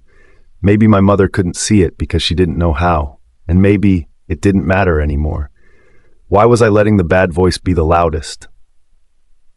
For every person who'd tried to put me down, there was someone else cheering me on with their whole heart. I met Kieran's gaze again, finally steady. You're right. He gave me a small, relieved smile, and then he held his hand out to me. What do you say we get out of this rain and get you warmed up? I sniffed, stretching my hand out to take his. Yeah, that sounds.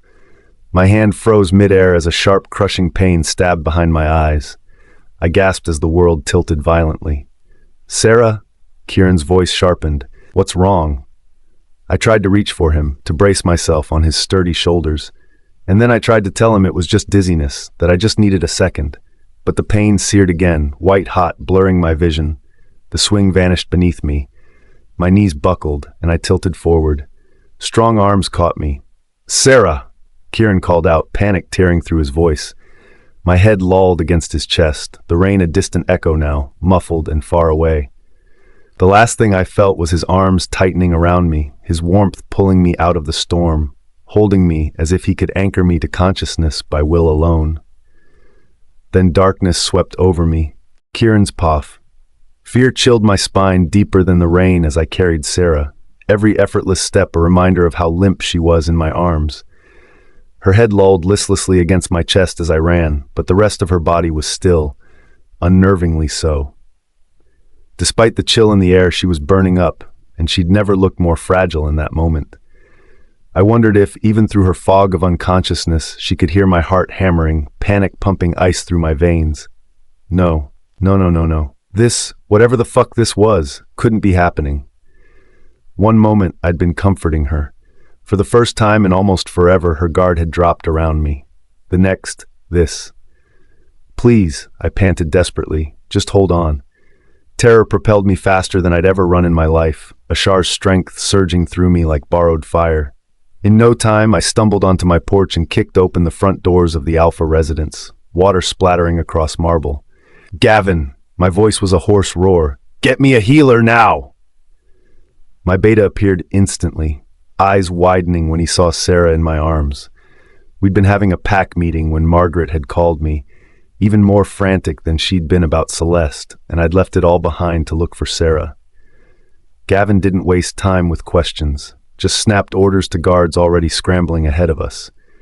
I didn't go to the guest rooms. I didn't take her to the infirmary in the annex. I didn't even take her to her former room. I carried her straight to my room. Placing Sarah on my bed without her conscious consent felt wrong, especially since this was her first time here after 10 years of marriage. But reason had blasted out of my head the moment she'd slumped into my arms. She looked so small on the wide expanse of my bed, and a sound that was half helplessness, half frustration tore out of my throat. I pulled wet hair from her cheeks, thumbs brushing skin too hot to touch. Heat radiated from her, as if she was burning inside out. Sarah? My voice cracked. Come on, open your eyes. Nothing. Sarah, please. Moisture trailed down my cheeks, and I had no idea if it was a tear or water dripping from my hair.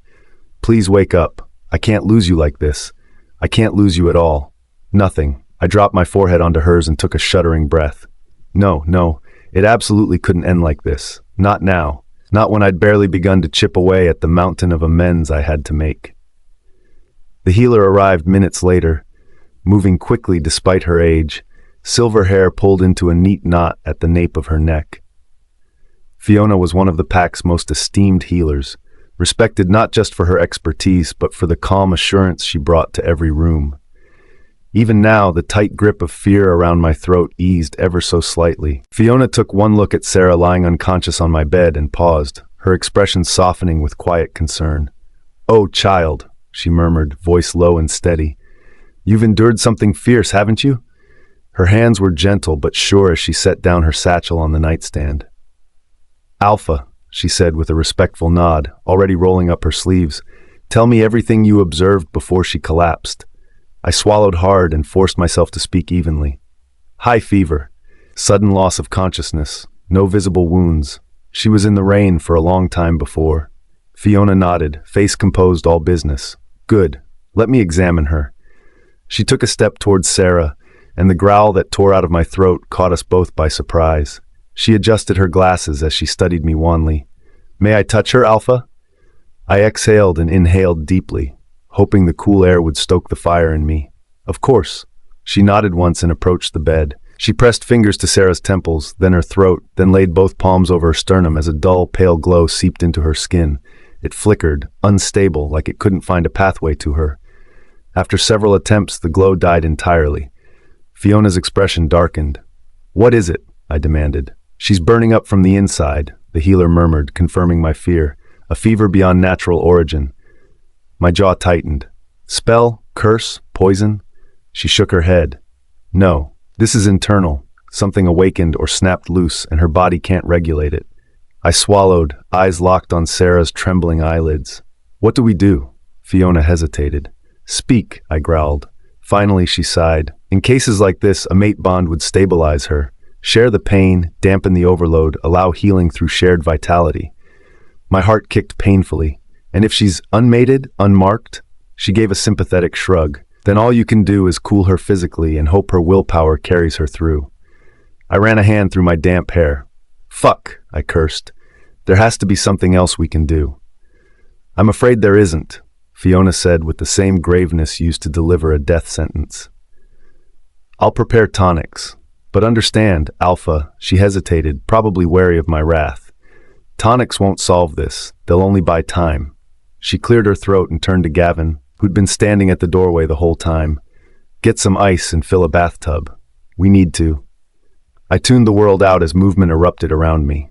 The urgency blurred as my focus narrowed to the woman in my bed, panic turning numb. Footsteps. Orders. The metallic scrape of a basin. I heard Gavin barking instructions at one of the guards, their hurried boots thundering toward my ensuite. Buckets sloshing.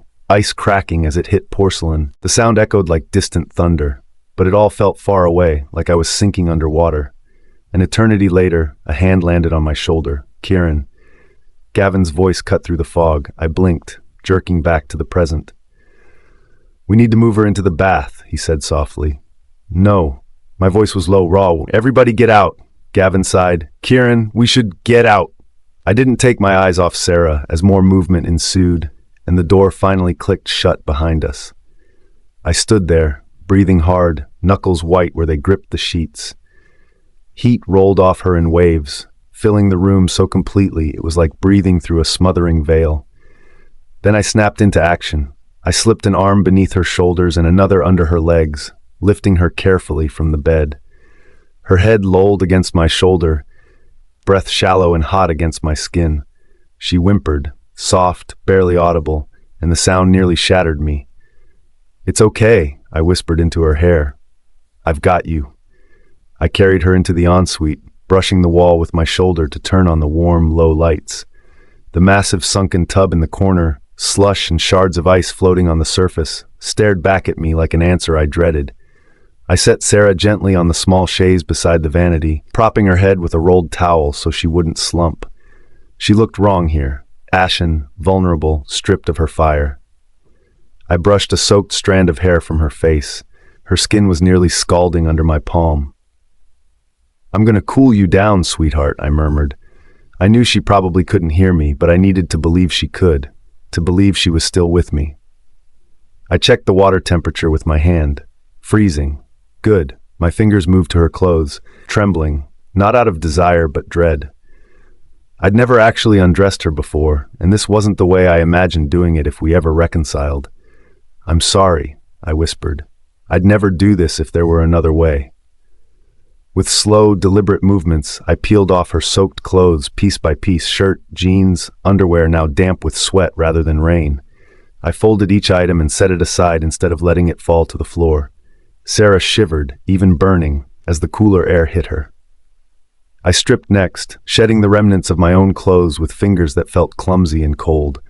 The room felt cavernous, too quiet, save for the harsh sound of my own breathing.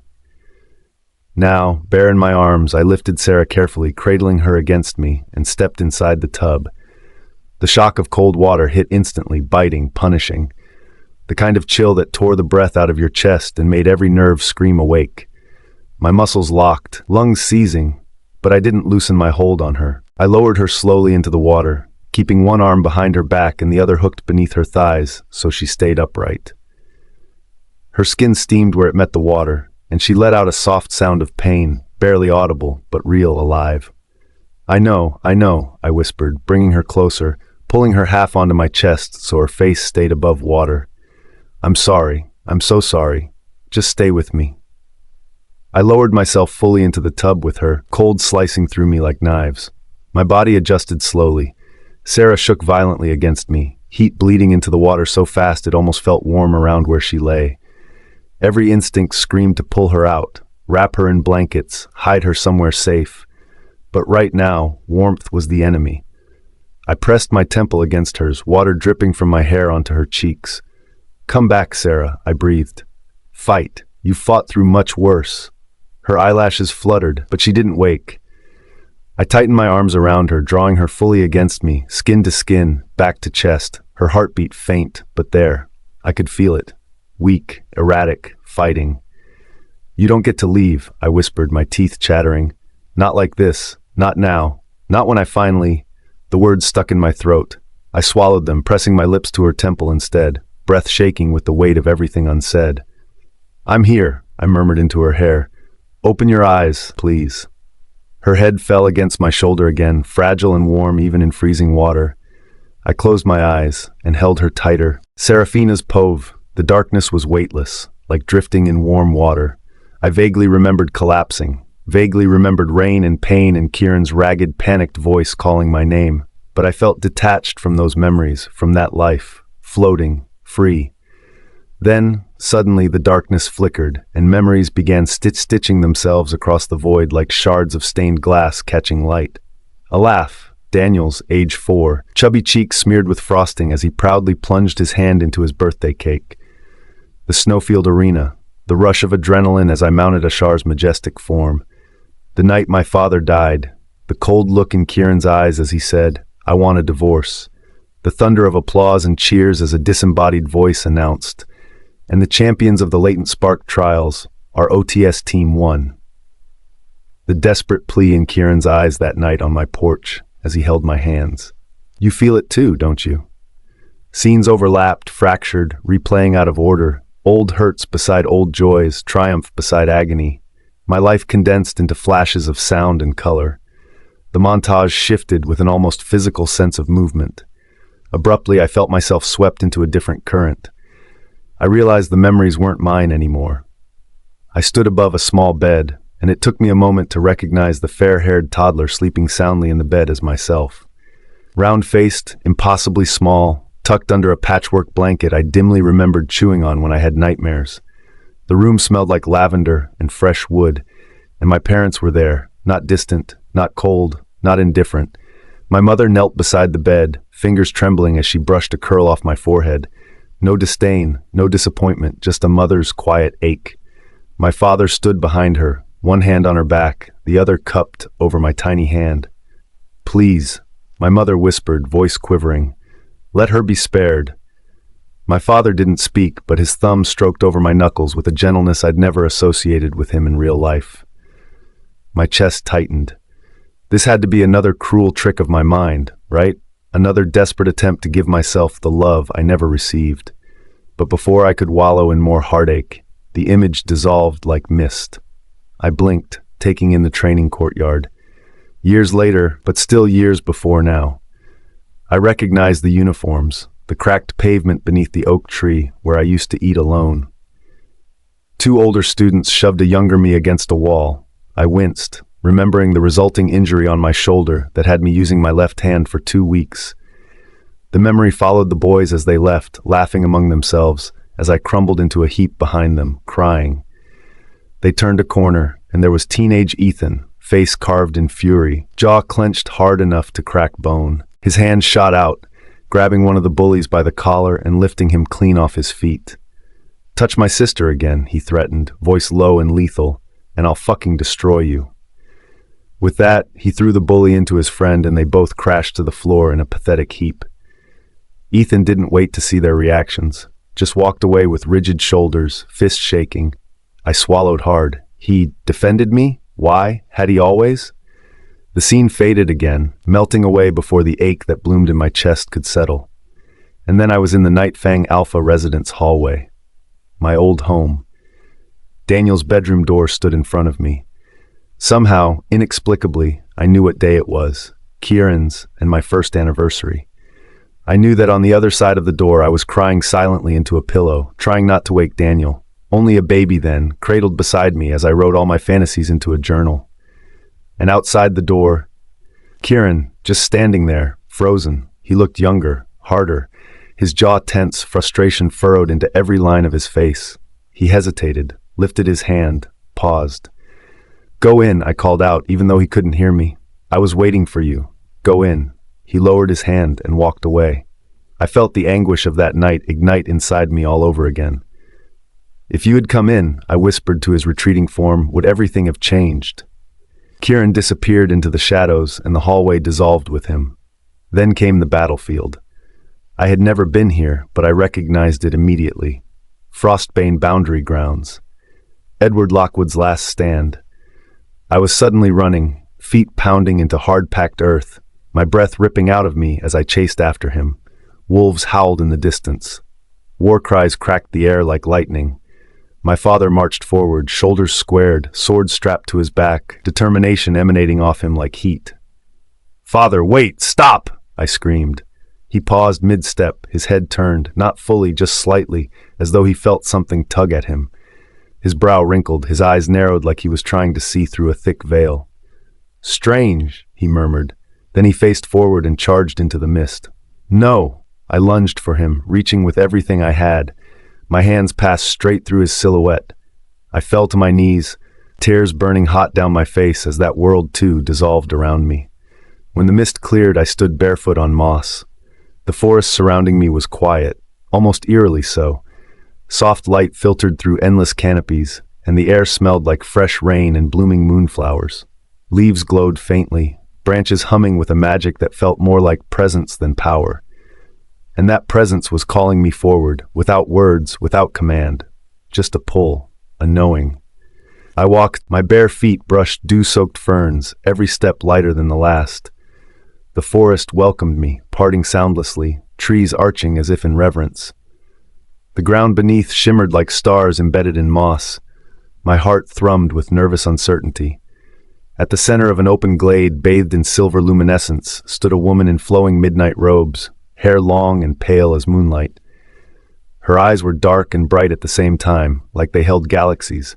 My knees nearly buckled under the weight of her presence that pressed against my very soul. I didn't need to be told who she was. Moon Goddess. Her answering smile was warm, gentle, serene. "Finally, Seraphina," she said, voice like 1,000 distant bells, soft but resonant. "You found your way here like I knew you would. Is this real?" My voice was barely above a whisper, quivering with awe. "More real than the shadows that have haunted you," she replied. She extended a hand, open, inviting, maternal in a way that made every wound inside me ache. "Come, child." I hesitated. "What am I doing here?" I asked, shakily. Her expression softened further, filled with something between pride and sympathy. "I have watched you since the moment you took your first breath. You are one of my most luminous children, Seraphina." I blinked, stunned. "That's not possible." Her hand fell to her side, every movement as if she were in slow motion. "Why would you say that?" My mother said I was destined to be ordinary," I whispered. "It was prophesied." A breeze rustled through the glade, warm but edged with sadness. "Oh, child," the moon goddess sighed, "I pour equal love and potential into every wolf I create. No worth is ever predetermined." My breath caught. "So I wasn't born insignificant?" "You were born possibility," she said. "What others believed spoke only of their limits, not yours." My hands clenched into fists. "Then, why did I suffer?" I asked in a broken voice, my throat tight. "Why was I different?" Her eyes glimmered, not with pity, but sorrow. "I know," she murmured, "and for that I am sorry. I never wished hardship upon you. But look at you, child. You overcame all those challenges. You fought through the prejudice and made something of yourself." I laughed, bitter and sharp. "So that makes what I went through okay? You think a soldier who was injured at war would rather have a Purple Heart medal or his blown-off legs back?" The goddess blinked, then laughed softly, a sound like wind through chimes. "You truly are one of my fiercest daughters." The worst part is that she didn't sound condescending or patronizing. She seemed genuinely proud of me. I stared at her, a storm of emotion raging inside me. Validation, anger, grief, relief, confusion, all colliding at once. "What now?" I asked quietly. "Why bring me here?" Her smile was like 1,000 stars winking to life. "I have a gift for you. There's someone I want you to meet. Properly." She stepped aside, and the trees behind her parted like curtains. A wolf emerged, massive, silver-furred, eyes burning like bright amethyst. Her aura rolled off her like ancient tides, powerful, steady, familiar in a way that rooted straight into my marrow. My breath stopped and quickened at the same time. "Alina." Kieran's pav.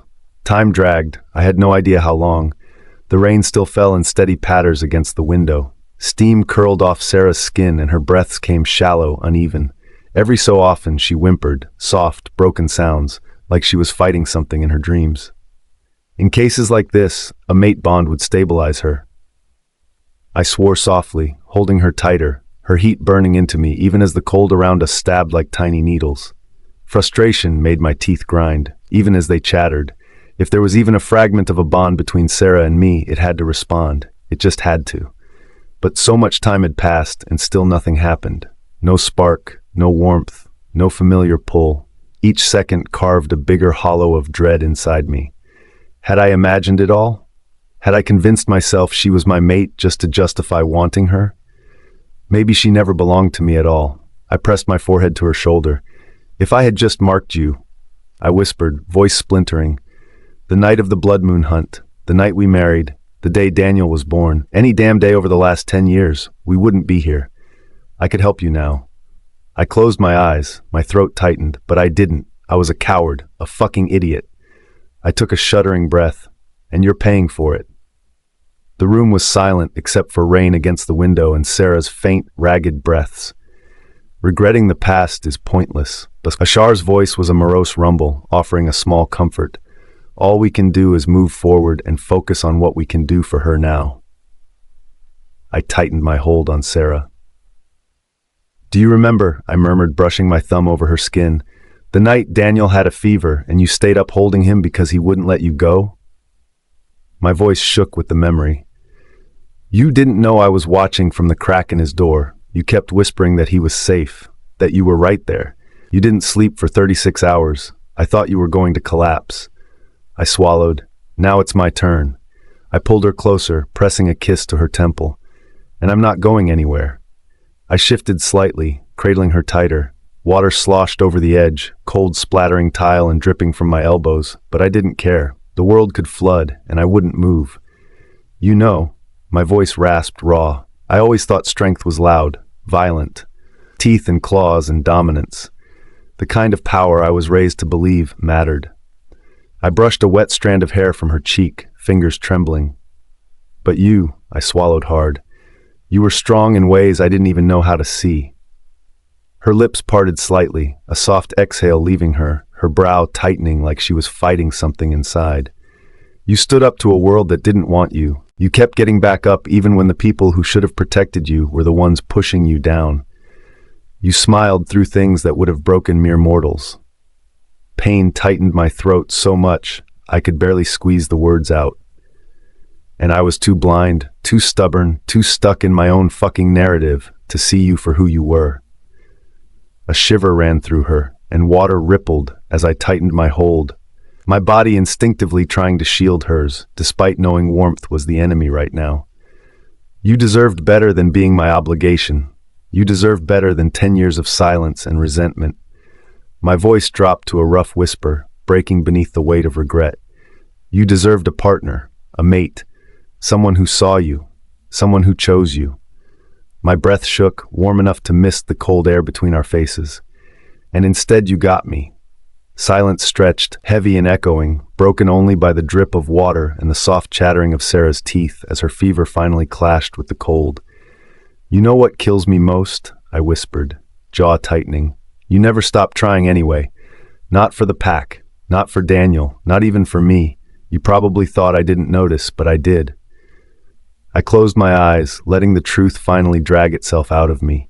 I knew you learnt about all of my favorite sports and hobbies, so we would have something to talk about. I knew you learnt to cook all my favorite meals. I knew you tried to dress like Celeste, so I would notice you. I brushed my lips against her damp hair, a breath of a kiss. It shouldn't have taken me this long to see it, Sarah, I whispered feverishly. Whether or not I recognized you as that little girl from all those years ago, it shouldn't have taken me so long to realize you weren't just someone fate trapped me with. You were someone I would have chosen if I'd had half a brain. Water sloshed again as I held her tighter, nearly crushing her to me, as if pressure alone could force life back into her. I felt it every time you smiled at Daniel like he was made of starlight. Every time you stood up to Celeste, even when it cost you everything. Every time you looked at me like I mattered, even when I didn't deserve it. My chest ached. I was too stupid to recognize it, too afraid to admit it, too busy clinging to who I thought I was supposed to love instead of seeing who was right in front of me. I pressed her hand to my lips, breathing in the faint scent of her skin. You don't owe me anything. Not forgiveness, not affection, not a future, but... My voice shook. Please don't leave me like this, Sarah. I'll give anything. I'll take your pain if I could. Fuck, I'll take your hate and animosity, just stay. Her lashes fluttered, barely, a twitch, a ghost of movement. My heart slammed against my ribs. Sarah? She didn't wake. The tremor passed. I don't care if we're mates, I whispered. I don't care if we're not. I don't care if whatever bond I thought I felt was just me wanting something I had no right to want. I don't need a mark to claim you. I don't need fate to validate what I feel. My lips ghosted over her brow. I'm choosing you now, and I'll choose you every goddamn day you let me. My voice went hoarse, low, trembling, and the words I couldn't say earlier ripped out of me. I love you, Sarah. The words fell into the steam and ice, quiet, unstaged, unplanned, too late, too true. I swallowed, chest constricting, and I will never forgive myself that the first time I say it out loud is in a bathtub trying to keep you alive. Her fingers brushed weakly against my arms and my breath hitched. It was faint, barely there, as if her body was answering when her voice couldn't. I lowered my forehead to the back of her head, shaking with relief and fear. The cold seeped deeper, numbing my limbs. Her heat continued to fade, slowly, painfully slow, like her body was surrendering the fever but still pushing toward unconsciousness. That's it, I breathed. Come back to me, sweetheart. Please. She exhaled a soft, shaky breath, a sound like something inside her eased. Her head tilted back slightly toward my neck. Not enough. Not consciousness, but enough to keep hope burning. Time continued to pass. The water warmed around us. The world outside fell silent, and I held Sarah as if the only thing keeping her tethered to life was my heartbeat pressed against her back, beating steady, beating stubborn, refusing to stop for anything. Eventually, thankfully, her fever broke. Her trembling grew more pronounced, small spasms racking her limbs, her teeth chattering louder. Relief nearly knocked the breath out of me. Okay, I murmured, brushing my thumb across her cheek. That's good, sweetheart. That's enough. Let's get you out. I shifted, gathering her against my chest. Water splashed over the edge as I stood with her in my arms, rivulets cascading down both our bodies and pooling on the marble. Sarah shivered violently now, her forehead pressed to my throat, breath hitching in soft, involuntary gasps. I know, I whispered against her wet hair. I've got you. I've got you. I stepped out of the tub, water dripping onto the floor with every movement. I reached for a thin linen blanket hanging near the vanity. Anything thicker would trap heat. I wrapped it around her carefully, tucking the corners around her shoulders, covering her chest and legs, leaving only her head exposed. Her skin was still warm beneath my hands, but no longer scalding, thank gods. I took her out of the bathroom and into the room where I lowered her onto the mattress with as much care as if she were made of glass. The sheets soaked through immediately, but I didn't care. As I pulled away to readjust, she whimpered softly at the loss of my heat, reaching blindly for me even in unconsciousness. I lay beside her immediately, gathering her back against me, arms locking around her waist, her legs curling weakly against mine. She shivered again, shallow, rapid tremors shaking her from head to toe. I pressed my lips to her temple, eyes closing. That's it, I murmured, voice rough. Shiver. Fight your way back. Stay here with me. One of her hands fisted weakly on my chest, like she was trying to anchor herself to me, even in unconsciousness. I lowered my forehead to hers, breathing her in. You're doing so well, Sarah, I whispered. Just fight a little longer. Her only answer was another shuddering breath and the soft, instinctive way she burrowed deeper into my arms, seeking warmth now that the fever had loosened its grip. I tightened my hold and didn't let go.